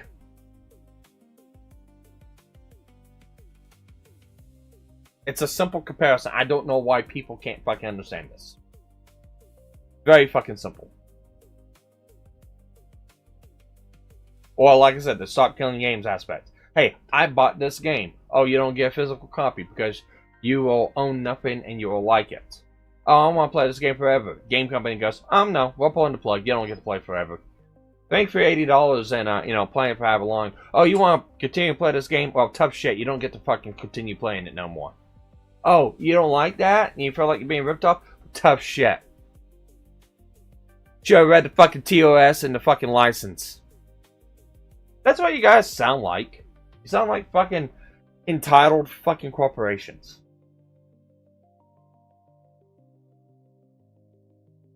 Absolute fucking retarded. People like this irritate me. Because they can't think past the end of their fucking nose. By buying orange, the person that sold me the orange has no say in how I use the orange or what I use it for. The person that sold me the orange also doesn't own the copyright of the orange. Are you sure you want to be comparing digital art to an orange? By buying orange tree, though, I do actually get the orange tree. The views are the ones only getting the oranges.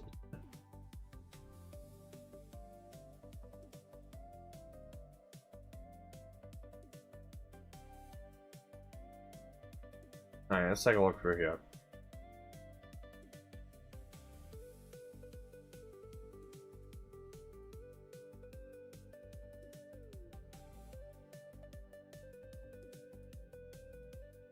Put in the contract to hire someone else who has it listed as deliverable, otherwise you'll get the files I've shown. That's it. In a day. Then starve.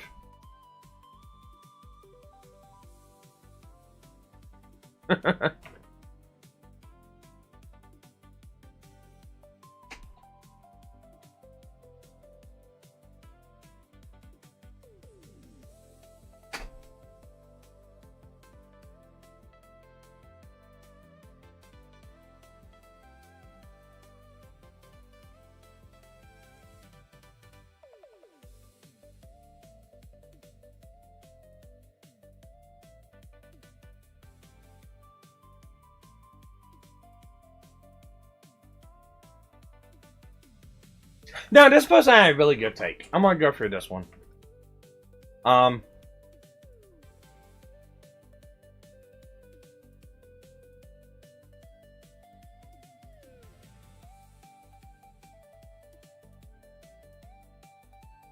Anyways, my example with this, and this is my treat, is like saying a VTuber should never get the rig files is like saying you buy a card and pay the mechanic $5,000 to install a turbo, tune the engine, customize suspension, but when the work is done, the mechanic keeps the keys and tells you that if you ever want repairs, upgrades, or another shop to touch it, you have to come back to pay them. Now, I could have made a little bit better analogy. Keeps a copy, it's not the keys. I could have worded that better. But key does make sense because, dealerships do have the ability to remote turn off the cars now. They can install a device too that will remote track and remote turn off the car. That's what they do whenever you're going for a lease program. But then they've made it to where a dealership can shut your fucking car off at any fucking time they want. So I should probably use that one, but then again, I probably would have confused more people instead of using a fucking key, because a lot of these people don't understand that, hey, yeah, no, this is a thing that's happening right now in the world, and nobody fucking likes it. You can't make them fucking understand that. Nobody will accept that. The mechanic owns the tools, experience, and methods. The customer owns that car they paid to have modified. Since same principle applies here. The question isn't who owns the rigger skills.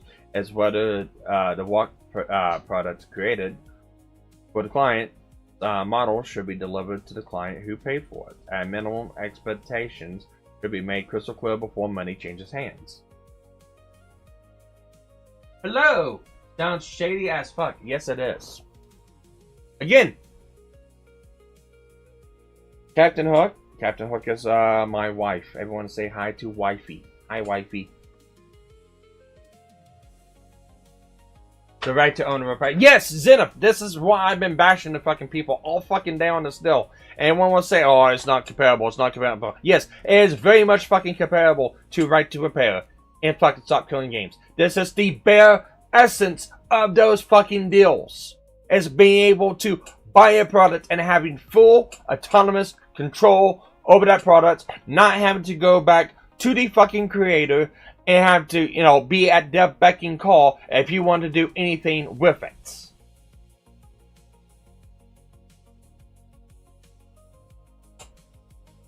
But yes, that is the essence of right to repair. Companies turn off car. Yeah, no, happens all the time, and it's actually technology that's been around for a couple years now. It's just now automotive dealerships are actually integrating it into the assembly process of the car instead of it being like a add-in feature. So beforehand, it used to be an add-in feature. You know, you tap into the ignition, you put a device in the dash for the customer who is supposed to be dumb and doesn't know how to get to it. Unless you're me, I can fucking disable that shit in about 20 minutes. But no, they'll install a device within the dash that will cut power to the starter and the ignition. And what happens is a lot of loan companies do this. So like car selling, used car lots will do this. And you go and you buy a car, and, you know, they have their own financing program.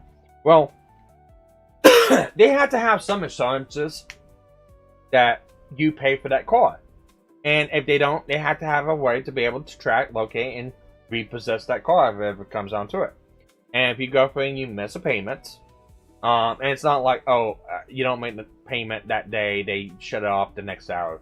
It's usually, there's a grace period afterwards, and then afterwards they'll do it.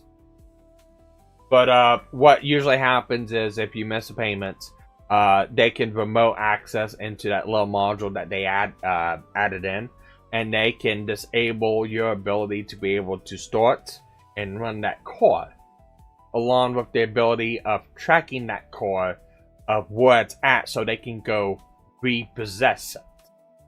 It used to be something that was added in. Now a lot of manufacturers are just putting it into the vehicles. And it's made to be for the self-awareness programs that they're coming out with now. Because now they're starting to put in eye-tracking cameras and stuff like that. And the car can tell if you're impaired or not. So say, for instance, you're drunk and you want to go home and you're down the road and you get in the car and you start it up and you go to drive. The car can kind of tell and sense that if you're impaired or driving, stuff like that. And it will disable your vehicle. And it will kind of self-park itself. And then it'll put out a signal for cops to come and give a geolocation of, hey, the driver of this vehicle is impaired. Arrest his ass and send him to jail. And that's where the technology for these vehicles are going. You can call me crazy. You can say I'm full of shit. But that is 100% where this fucking technology is right now. Just saying.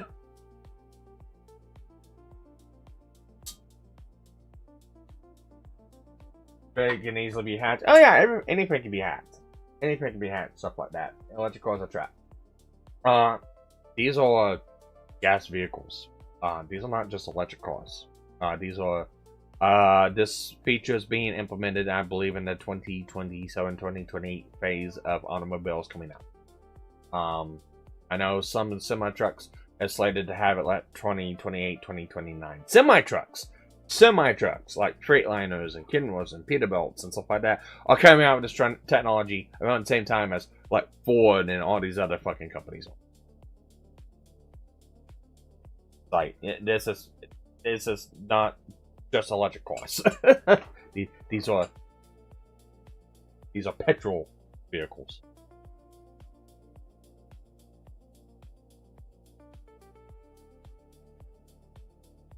But no, that's kind of my example for this whole deal. And like I said, I could have made this a lot more elegant. You know, 918 comments. No, not comments. 918 likes so far on this deal. I'll go back and I'll read through some of the things that have been posted on this because I haven't looked at, because I muted the fucking thread because there's too many fucking retards coming into it. I'll go in and roast them on stream though. But this person had a really good take, and I liked the take. Uh-oh.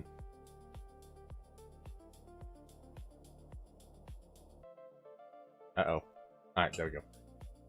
As someone who works with marketing design, this is bizarre to me. Think about it like this. A client pays you for visual identity, logo, typography, color palette, graphic elements, and so on. And you only send the .png image, but don't send the Illustrator files. It's a really good example. Again, unless you're working for a company, and this is the only time that this is a thing, okay? So, these artists and riggers out here that are, you know, YOLO, they're themselves. They are not with a company or agency and stuff like that. Every one of them. I don't care what the TOS says. I don't care what the fucking licensing says. I don't care what they try to fucking pull bullshit-wise with you. Okay? They are a work for hire. You hire them for work. They do the work. They give you product. You pay in a transaction. That's all there is to it. There is no implied rights. There is no copyright. There's nothing like that. It is work for hire. That is all there is to it.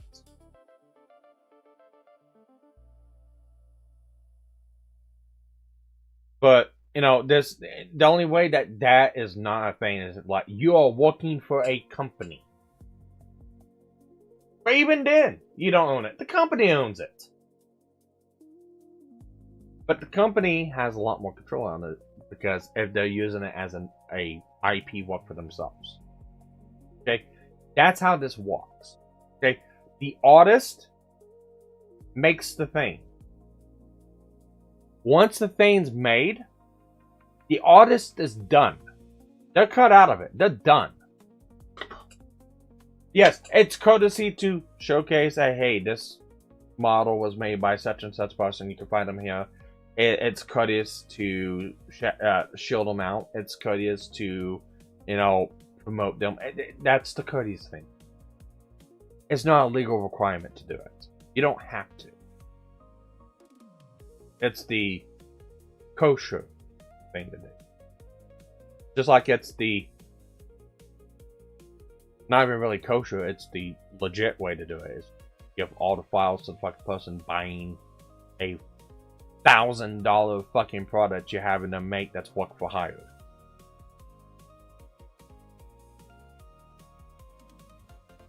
And here's what I ended up writing to them. It's like, pretty much, I'm a semi-mechanic by trade with 20 plus years of experience. I've seen the same thing in the trunking and auto markets. It's a way of maintaining control to make sure the customer only comes back to you, and it shouldn't be tolerated. This can legitimately fall into right to repair issues, making a machine you buy stop working if you don't use their parts or don't buy the subscription. You must, and I misspelled that, I said missed. You must go back to DIM, I should have put DIM, for repairs or maintenance or add-ons. It's also similar to the Stop Killing Games aspect of gaming companies using predatory TOS and licenses to determine if you can keep using a product you bought or force you to change when they want you to. It's the exact same thing.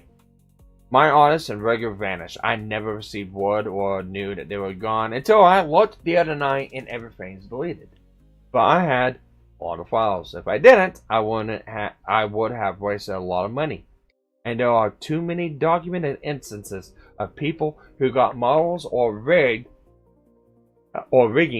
and because of differences of opinion, they were told they had to stop using the models. If you don't provide all the files, it's predatory in my book. There's no reason to keep them for the person who paid for it.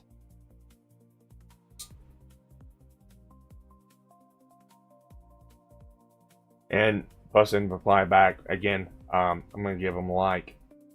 Hi, I agree. Clients shouldn't lose access to something that they paid for just because the creator disappears or decided to stop offering support. That's a big part of why this discussion matters. And yes, this person gets it. Applause. Bravo. Bravo. Applause. Chat. Give a round of applause for this lady. Gets it. If she's a he. Is it she? I'm going to assume it.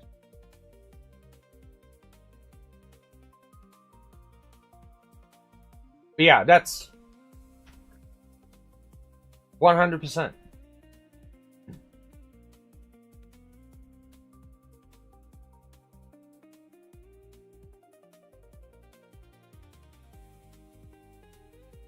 So, imagine having to go back to the same designer every time you wanted to change a color, update text, or adapt a piece. Exactly!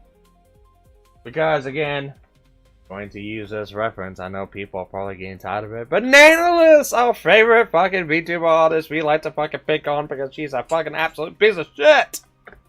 Bananalis! Yeah, if she's not sick or doesn't feel like doing it or it's overloaded her fucking plate too much, you might get a correction or edit done for maybe a couple $1,000s more. Maybe a month or two down the road. Just depends if she's feeling like it. Can't go to anyone else to do it because, oh my gosh, you'll have a fucking conniption fit over it. It's like...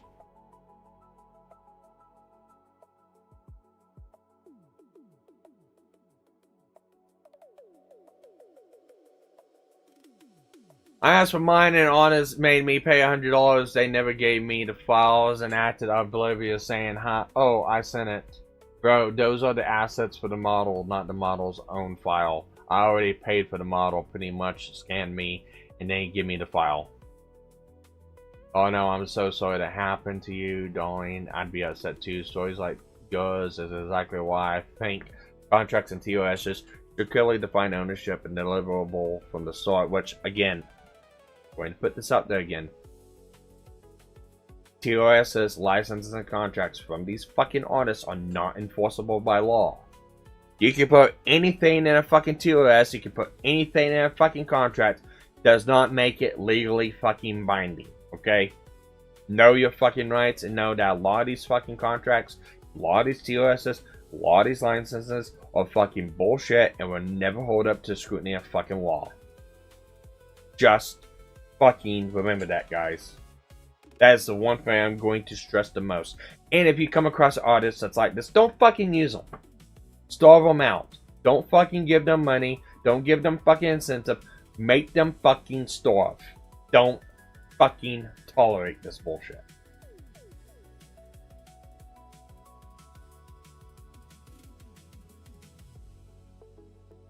Anyways, it looks like a lot of people agree with her. Maybe if Live 2D has some sort of functional equivalent to a SVG file. No, it's no. The person paying for the art gets everything. There is, again, I'm not budging from that standpoint. I don't care what kind of excuse you want to give to try to glass the fucking artist and rigor, okay? They are not the almighty and lo and behold and bow to them. They are people who need not several pegs down below into the fucking dirt, okay? No. You pay hundreds of thousands of dollars for a model. You buy that model. It should never be a fucking implied license. It should never be anything like that. It should be, you buy that model, it is now yours. It's equivalent of buying a fucking painting at Walmart. or buying a game. I buy a game at fucking Walmart's. I'm not loaded and beholden to the fucking game company or Walmart's. If I want to fucking modify that game, I can fucking modify that game. They cannot do anything about it. Same thing with these fucking artisan riggers. If I want to edit my model I paid for, I can fucking do it, and they can sit on it and fucking rotate. They get all of it, or you get nothing. That is my line in the fucking dust.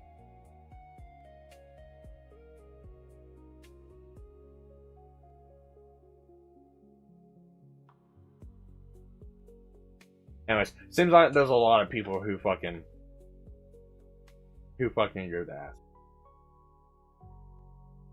Let's see. Probably just more people liking it.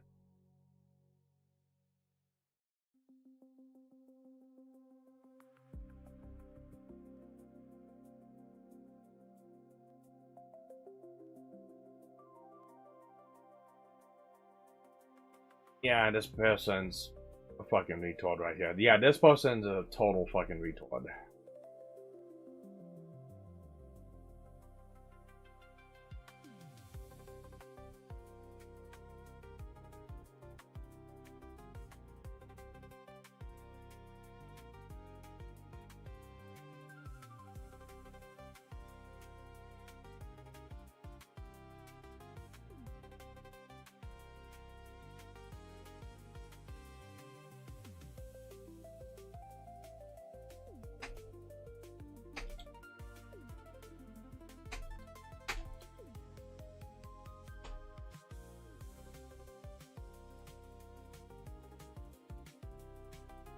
Let's see here.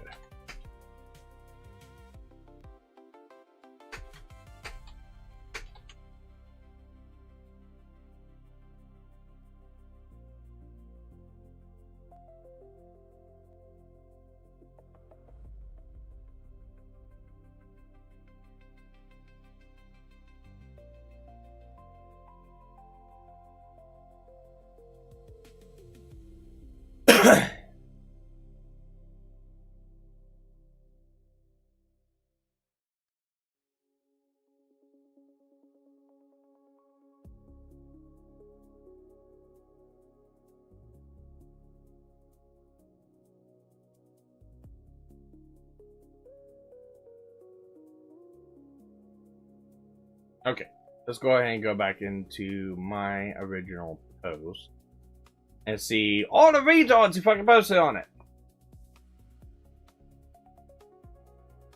I know some people are blocked, and I probably got blocked a couple more because. So here's the way I look at this. Again, this is my line in the sand. There is no argument to be had. There is no negotiation to be had. There's no, well, maybe in this instance or that instant. There is no nothing. There is this or oblivion. And I'm not going to flagellate to any of these fucking people to try to some of them I will, because it's just so fucking retarded. It's like, it's easy enough to get a fucking dunk on them.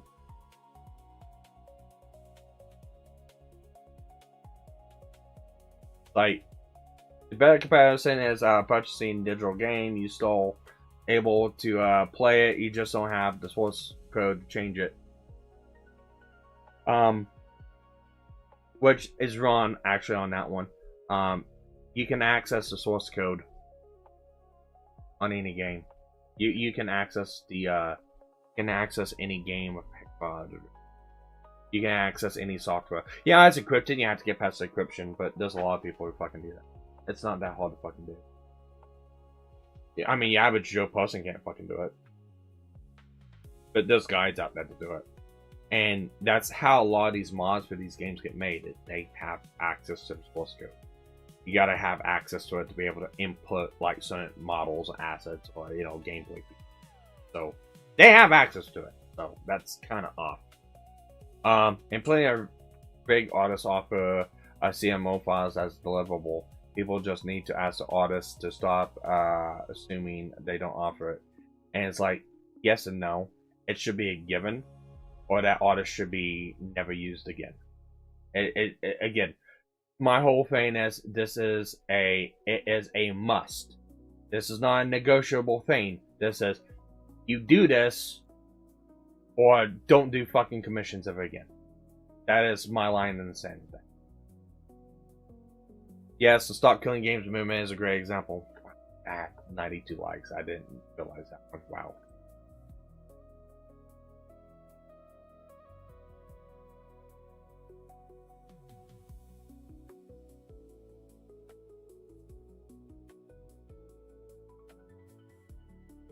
Alright.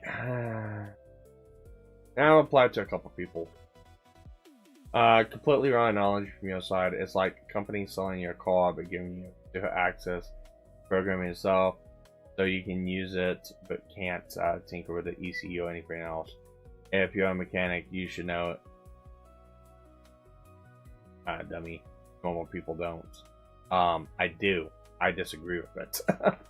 That's... Who are you? Okay, you're not even fucking American.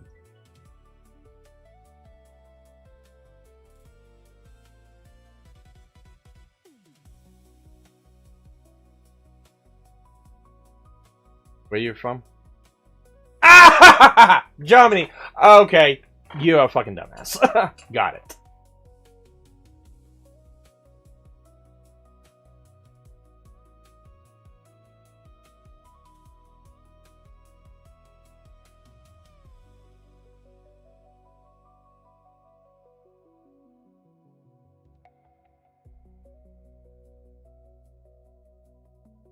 So,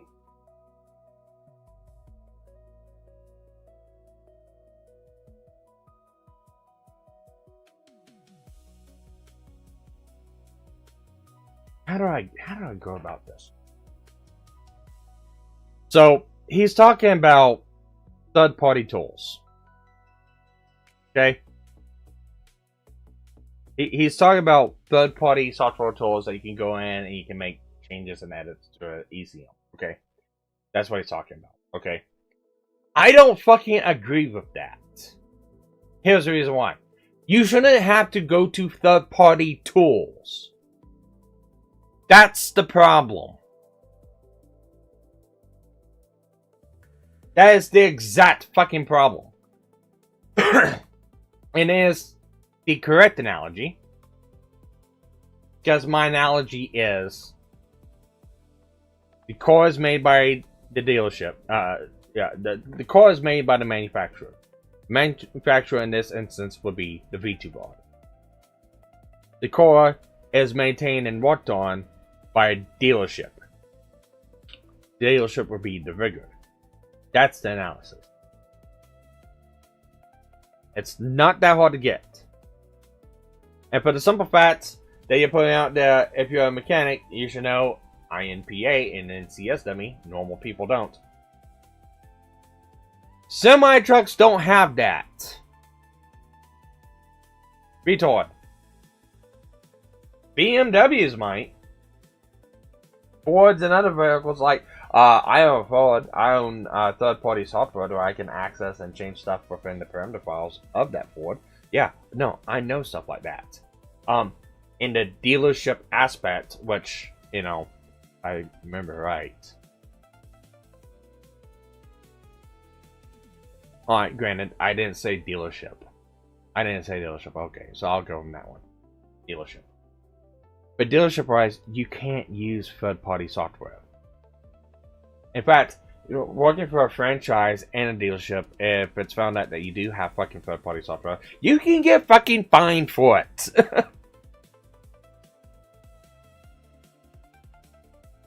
So, but end of the day, in the story, I don't agree with this. Okay, my whole issue is the fact that that's the thing. That should not be the thing.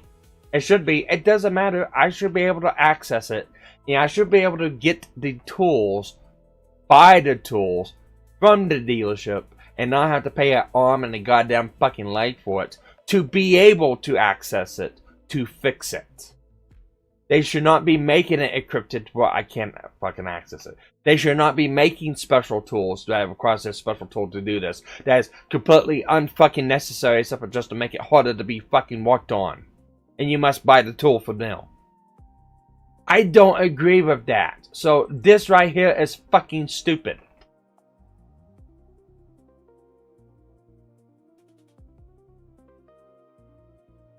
They don't purchase these services that don't include what you're looking for. If you don't like the terms, patronize the product.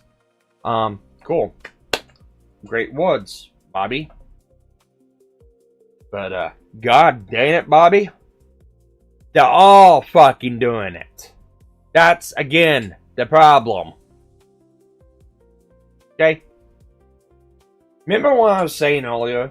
That the industry standard is just a big fucking circle jerk, and they do that to be able to control it the way that they want.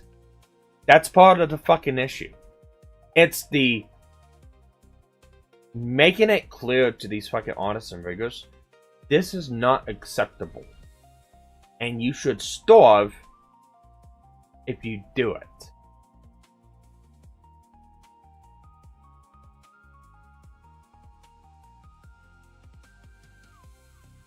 I argue it's close to not giving the jigs use install and line everything. You still have full use of the core. It's difficult to make any changes. Again, I don't agree with that. Again, you're arguing the same thing as German boy up here did. That is not acceptable. Right to repair. I should be able, if there's jigs on the core that's being used, I should be able to purchase them.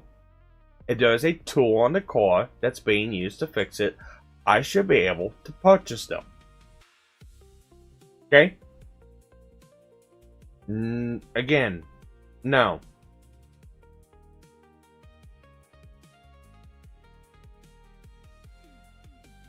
I feel more like a copy mechanic private workshop without mechanic tools from I understand, since rigger didn't expect to give the copy.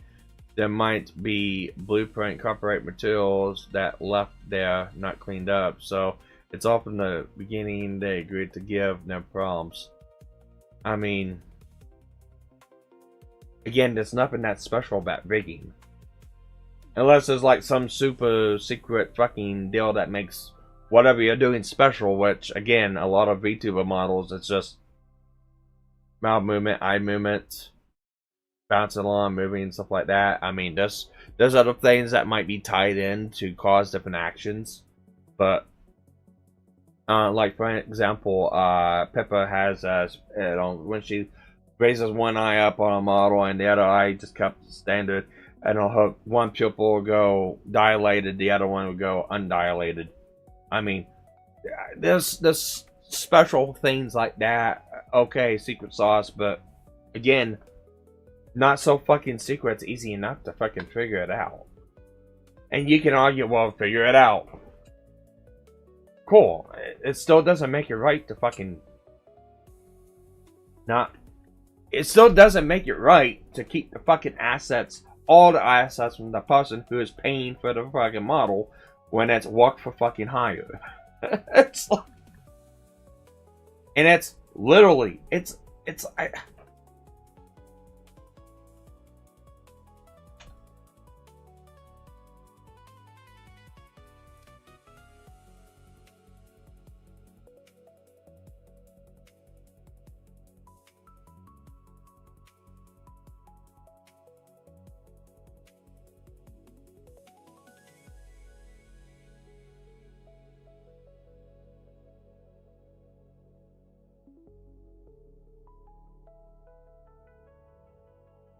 is literally work for hire. Work for hire. A legal exception in copyright law where an employer or a commissioning party, rather than an actual creator, is legally considered the author owner of a creative work. It's literally in the fucking copyright statute. It's literally fucking work for hire. It's not that fucking hard to understand, guys.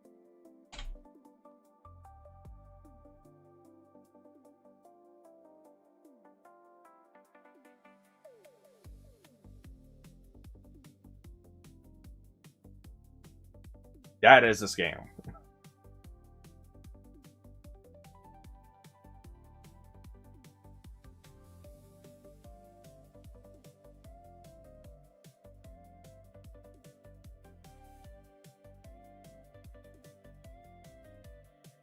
Yeah, that is a scam.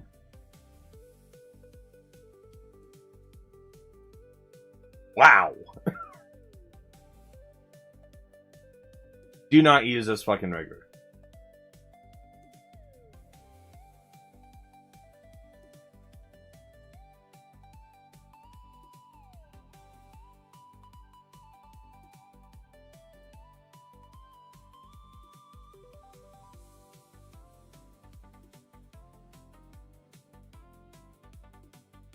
Alright, let's see what this person has saying. You know, let's tell them all fucking plot.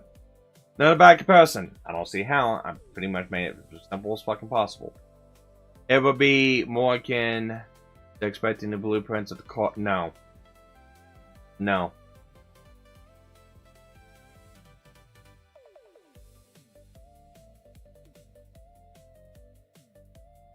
I hate these people. These people are retarded. Okay. It'd be more akin to expecting the blueprints of the car. Guess what?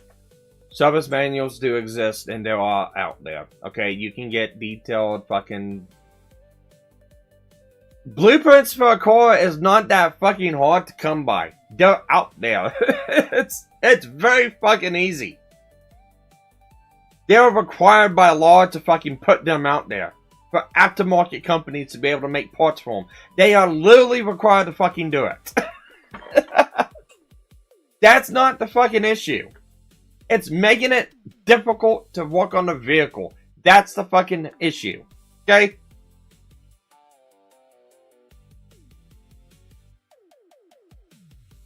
Specifically, the internal workings of its components, which you may notice there are clauses specifically against reverse engineering and certain resells that are predatory. That is the reason why right to repair fucking exists. Because it's predatory, you fucking muppet. In good faith, the file will be allowed to have freedom over their own commission, able to treat to other people, etc. Outside of that, it could possibly use dishonestly, resold, etc., resulting in the need of litigation and costly. You can't fucking litigate for it anyways. Okay, look, I'll put you like this. I can reverse engineer my fucking model. Or better yet, hey, I figured out how to fucking rig it myself and it's better than the fucking burger. Guess what? I fucking put the files out there myself for free. You ain't gotta litigate that shit. Again, that's a bad fucking comparison. That is so fucking stupid. And even then, there is no litigation cost. They paid for the fucking model. It is work for hire. Legitimately, in the day, work for hire. You have no rights to it.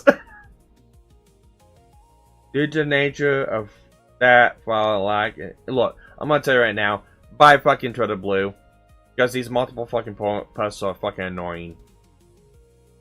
Due to the nature of the file and lack of baked-in options, there is little middle ground. Others offer the file except the price cover the rights to resell. No, you just give out the file. I pay $1,000 for a model, I get everything. I pay $100 for a model, I get everything. There is no ifs, ands, or buts. Do not pass go. There's not no collect $200. I get everything. In the story. If someone has certain requests, intentions, it should be discussed. Both parties can hash it out. Again, what for hire? I hire you to make thing. You make thing. You own nothing to that thing. I get thing after fucking exchange of money. In the story. I do not know where all these fucking people get this fucking absurd concept and notion from. Is legitimately fucking baffling and fucking maddening. It's stupid.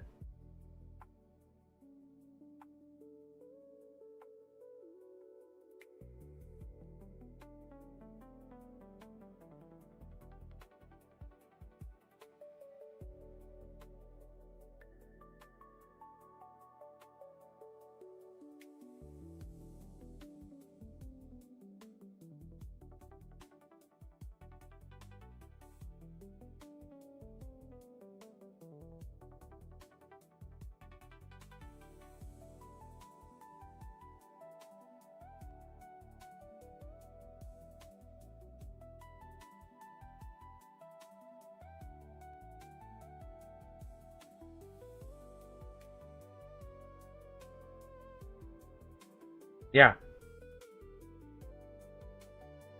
Yeah, it should all be work for hire.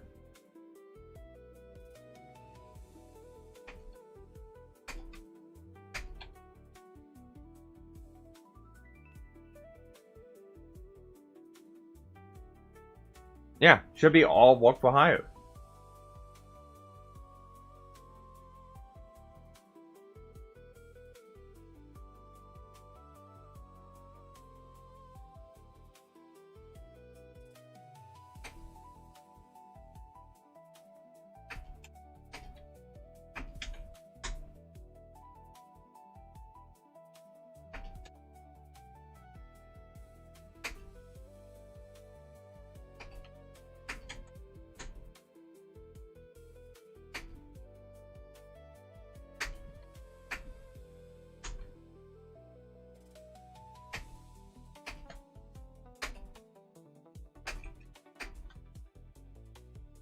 Unless I want to.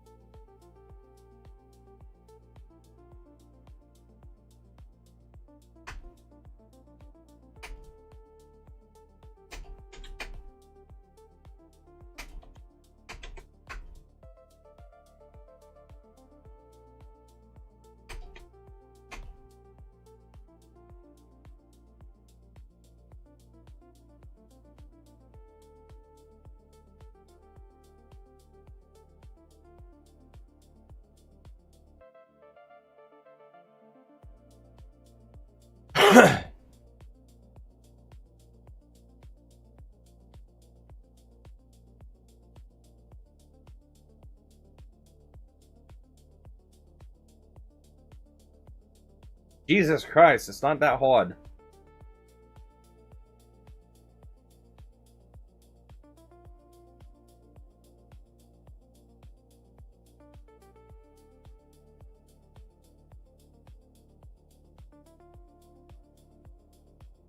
Okay. I'm gonna come back to this. And there we have it. All the fucking retardation you see online. Okay?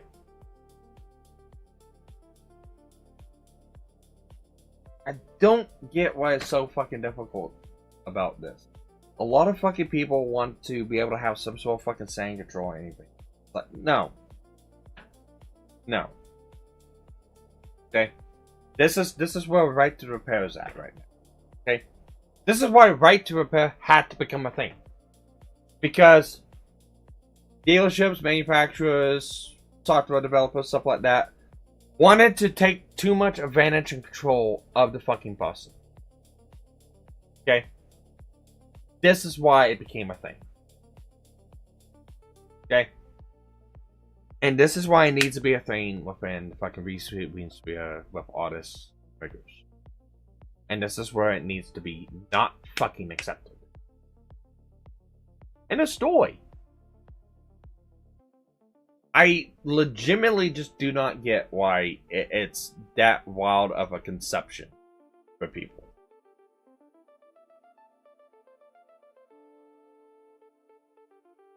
It's all base work for hire, okay? It's all base work for hire.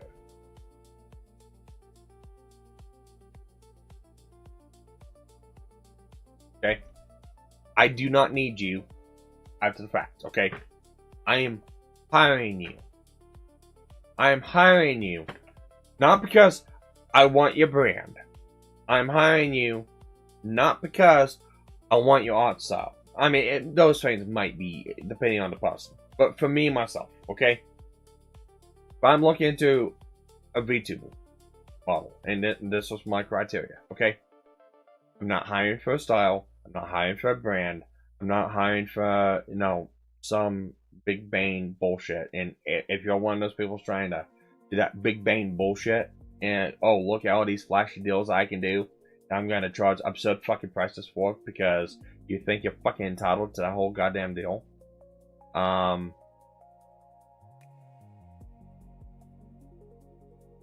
You need to starve. I'm sorry. Actually, no, I'm not sorry.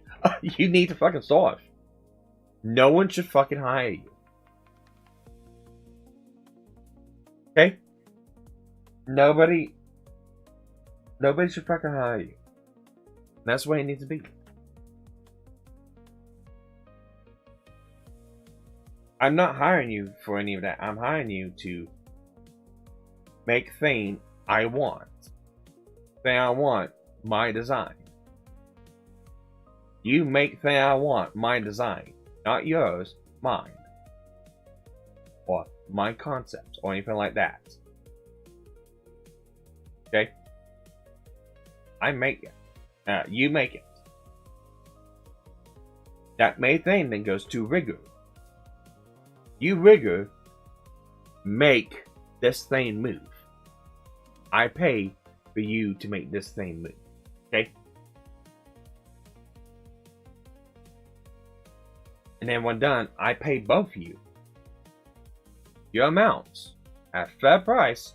If you want to charge what that one fucking guy was doing, this whole fucking situation, yeah, fuck you, that's a scam. No. That's bullshit. That is a lot of bullshit. Again, I got more shit and features in this fucking VTuber model that looks really good and does what it needs to. For maybe $250 fucking dollars. That's what the rigging was. Because I think the base model and stuff like that was like $500. $250. More than what that dipshit was trying to fucking put out there. Don't use them. You make these fucking retards starve. Drive them out. Make it where they can't get work. Other people come in, do fucking rigging work that's more better than his for a fraction of the fucking cost. Do fucking 20% of the fucking cost. 20% of the fucking cost. Give out all the files. See how much work you fucking retain. That'd be a lot.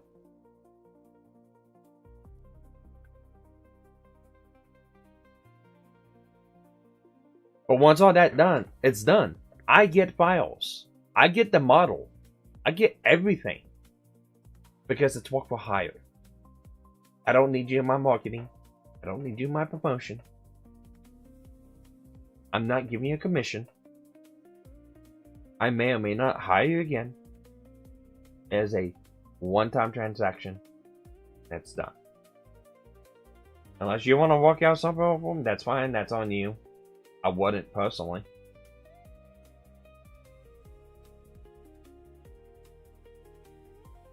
But go, make, rig, pay, done. I should never have to see your face again. I should never have to do anything with you again. I can change the color of whatever I want. I can change sizes and proportions of anything I want. I can change the rigging and how it moves however I want. Mine. I can do whatever the fuck I want with it. If I want to fuck it up, I can fuck it up. If I want to try and make it better, I can try and make it better.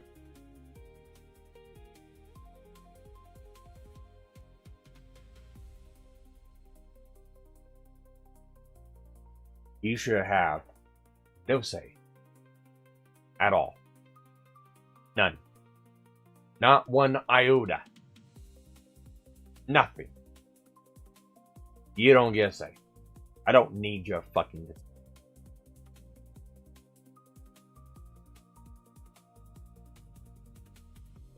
Okay? All this shit should be work for hire. And if there's artists out there not doing this for work for hire, don't fucking hire them. Because you're asking for an utterly, total, fucking nightmare. You're asking for the most entitled fucking whiny brat bitch babies to come out, whine, cry, and moan, and try to bend you over fucking bell and try to fuck you over into doing anything they want, even if you have a fucking opinion that they dislike. Yeah, only asking for fucking trouble. Don't fucking do it. So, I have nothing else.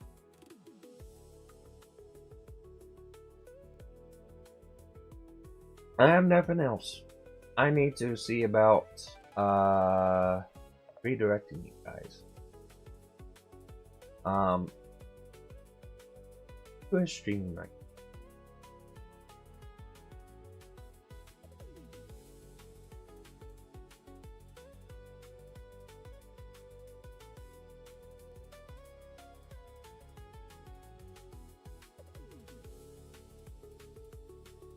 Oh, somebody messaged.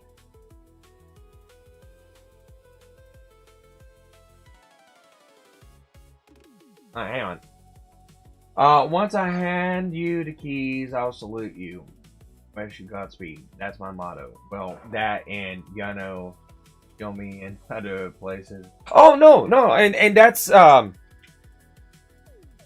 a fox. So I'm going to say that you're a rigger. And again, forgive my pronunciations and enunciations. That might sound bad when I say it in a certain way. Rigger or R-I-G-G-E-R, rigger. Or VTube artist. I mean, one, two. Go ahead and let me know in chat. Are you a rigger or are you a artist? Because I'm actually legitimately I'm actually legitimately curious. But let me go through and reread that again, and I'll answer that. Once I hand you the keys, I salute you and wish you Godspeed. That's my model. Well, that and Yano show me if other people need said rigor. Oh, so you are a rigger. Okay. Just my only honest request. Okay. Yeah, no. That's entirely fucking fair. And I think I said this earlier before in the stream, whenever I was going through it. It's like, look. I get all of the courtesies. I get it. I have a two-part take in that whole deal. It's like, one, it's not legally required for me to do that. Okay? I just put that out there as, hey, yeah, no. It's like, you have no sway over me on this. You can't demand this at all. I mean, you can decide to not do the work for me if that's what you want. That's on you. But it's like, legally required, TOS, license, anything like that. It's like, I'm not required to have to show you or be a billboard for you. At all. That's just legally standing, that's how it goes. However, courteous-wise, not being a fucking asshole, courteous-wise, the correct thing would be to show you out.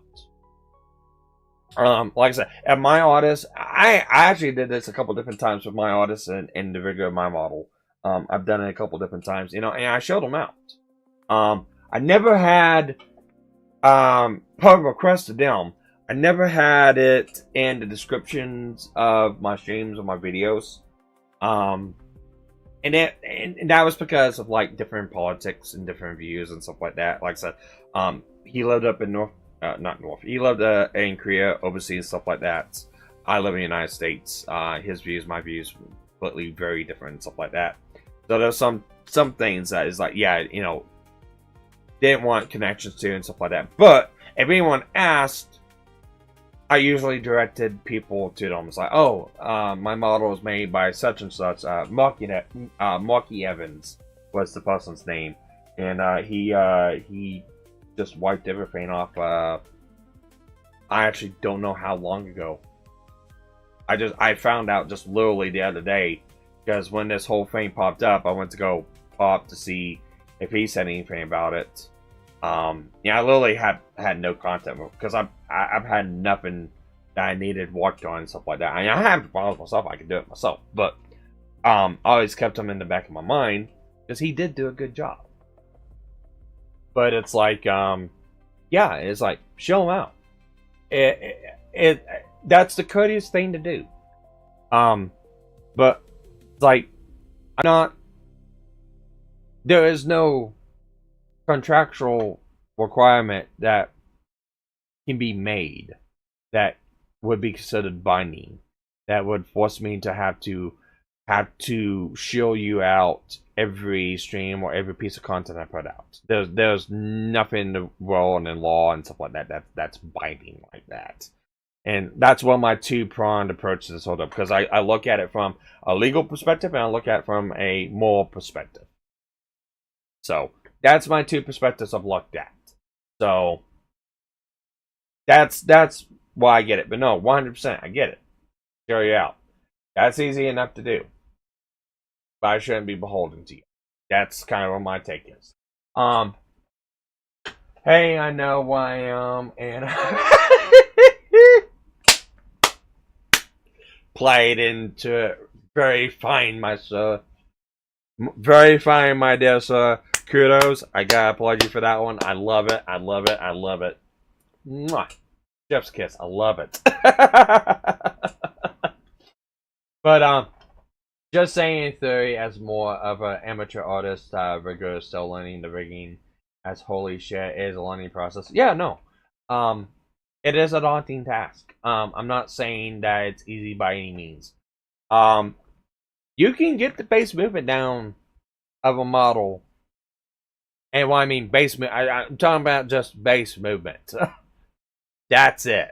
You can get the base movement down pretty quickly. It's everything else on top of that, facial expressions, eye movements, getting the facial expressions and eye movements to move along with the head tracking and the body tracking, and having certain things like, having certain characteristics, like if you squint, if you close your eyes, your eyebrows move up and down, or your mouth twitches up a certain way, you get your one eye to move one way or another way. There's a whole process to it, and I get the secret sauce for some of these riggers. I get it, and I get keeping that to yourself 100%. Nothing against it. But at least give a basic movement file that can be edited. That is like my base minimum for the whole deal. I'm not even saying give away your whole fucking trick secret to boodle and file. I'm not even saying give away your secret jiggle physics movement that you make. If you created something to make breasts that look so lifelike that it looks like they're popping out of the screen on a 2D avatar. I'm not asking you to give up that secret, but at least make a base file that it's easily editable for a person in case they want to go down the road and edit it themselves or someone else edit it, and not just super secret file. That's kind of what I'm getting at with the whole deal. As I speak this on the gentleman's agreement and from business handshake. Well, Cos Fox. Alright, so is it Cos Fox or Cos Zero Fox? I'm gonna say it's Cos Fox because it doesn't. Cos Hayes Cos Fox. I'm gonna say Cos Fox. Cos Fox. I want to say that's what that is. You can berate me in the comments if I'm wrong. But no, what I'm saying, you got my respect for that one. There's just too many snakes in the grass, and that's one of the reasons why I'm so hard on all this shit. It's because of all of the snakes in the grass, and I don't know if you were here whenever I showcased the rigor in question. But I'll showcase this again so you can get a good viewing of it. But this was, I guess, the rigor in question. And this is what the whole tweet was based off of. Was, I guess, this guy looking at all the evidence so far. Excuse me. And I'm looking at this and it screams scam to me. And you may have a different opinion on this. You might have your own take. That's completely fine. You don't have to agree with me on it. My take on this is it's a scam. This is far too much in my book for a rigging. So look, $750, and the only thing it gives me is a V-Bridger kit, ton out, cheeks puffed, no shrug, not included. Simple, slight body lean, flow, bounce movement, two expressions, frame animation. No, possible add only 4 maximum expressions. One outfit, one hairstyle, no base body. $750. No base body. My model is $850 total. And it came with everything the 2000 package has. And it was $250 of the model.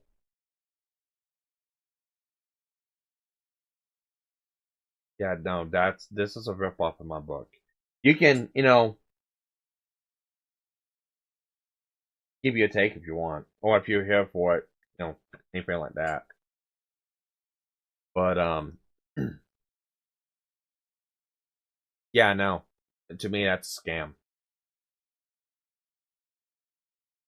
A lot of this shit is irrelevant as the shit he's categorizing as basic bitch leaning shit. Exactly. It's all templated shit too. Probably. I will have to give a good guesses on it. And from everything that I've learned on from what I've looked at, making a template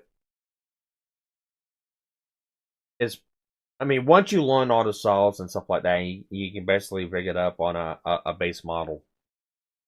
But once you get the template done, the only thing you got to do is transfer that template over to the model said being worked on and connect the pieces to the correlating spots. So it's not even like you're having to make it all again. You just gotta connect, well, like eyes go to eyes, and lips go to lips, and ears go to ears, and head go to head, and certain portions for the body movements. That's kind of the base concept I got whenever I was fucking around with it a couple years ago. So it's not even doing it from scratch. It's just getting a template and putting it down. And it's very basic stuff that it's probably a couple clicks to make do. Oh, a wink. That's another $100, even though it's 3 button clicks. And that's what I mean. It's like, it's so fucking far out there. And it's not even the fact that it's so much. It's the fact that it's $750 and you don't get the file. I think that right there is the main slap in the face. It's $750 and the CMOS file will not be sold. And it will not be sold. However, you pay another $750, or you pay another $650. You go for the $1,400 kit, which probably adds 4 more things to it. Probably a couple more button clicks. Again, assuming he's got a template, it's all down, and you just gotta put it into place. Another $650 more.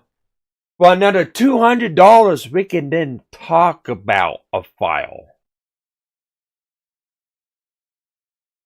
But hey, it's not even that much of a slap in the face. It's the $2,000 model. Let's go ahead and tack on another $600 onto that model and add a couple more button clicks to it. And for $400, it possibly still could be given. And it's that possibly to buy. I think that's where the bitch fit comes from. And I think that's where a lot of the irateness is coming from. Is the CMO3 possible?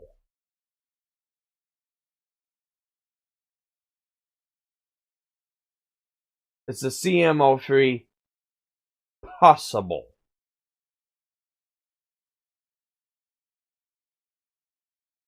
CMO3 will not be sold for $750.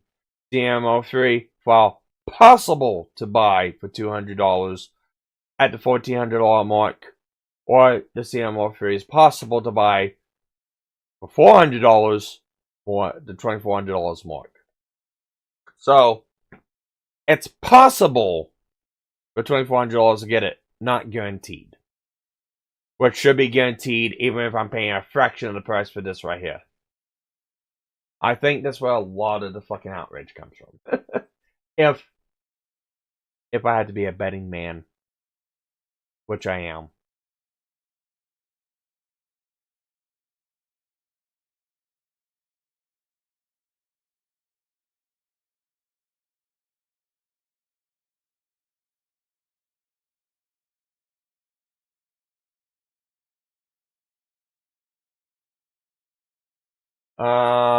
Hang on, I want to showcase this one.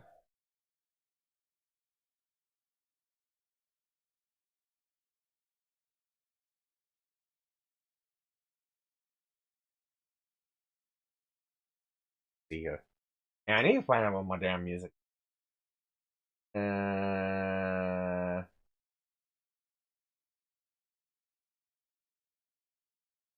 Replay. Restart. Restart music!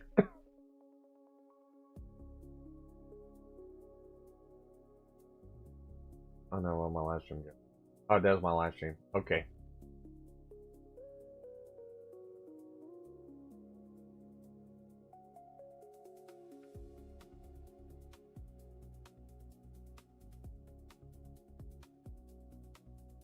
I recently found out there's an easier way, easier than I need to learn to read.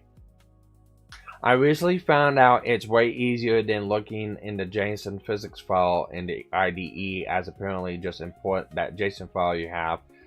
All the physics settings there, liquid gold, if you will. It's not like it's hard to make a template CMOS free file to import to JSON. If I ever updated my model, and I'm not doing it from scratch, so I made a preset back in 2025.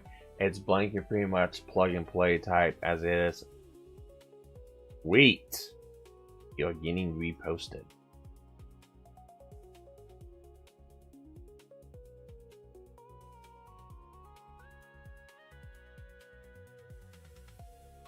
Alright, anyways, yeah, that's kind of my rant.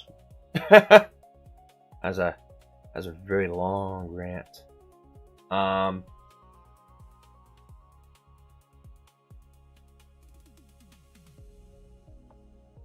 I need to find somebody to stream into.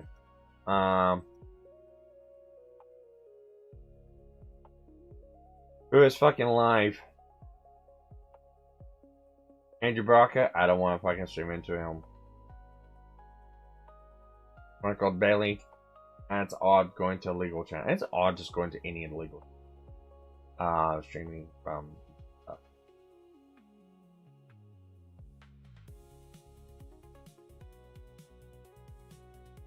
Nobody's streaming.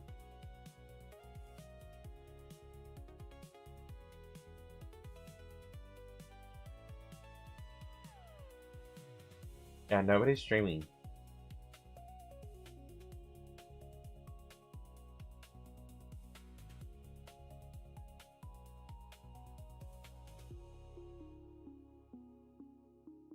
Okay. Well, I guess I'm just gonna end it off then. I'll go to the end of the screen and say bye everyone. Bye everyone.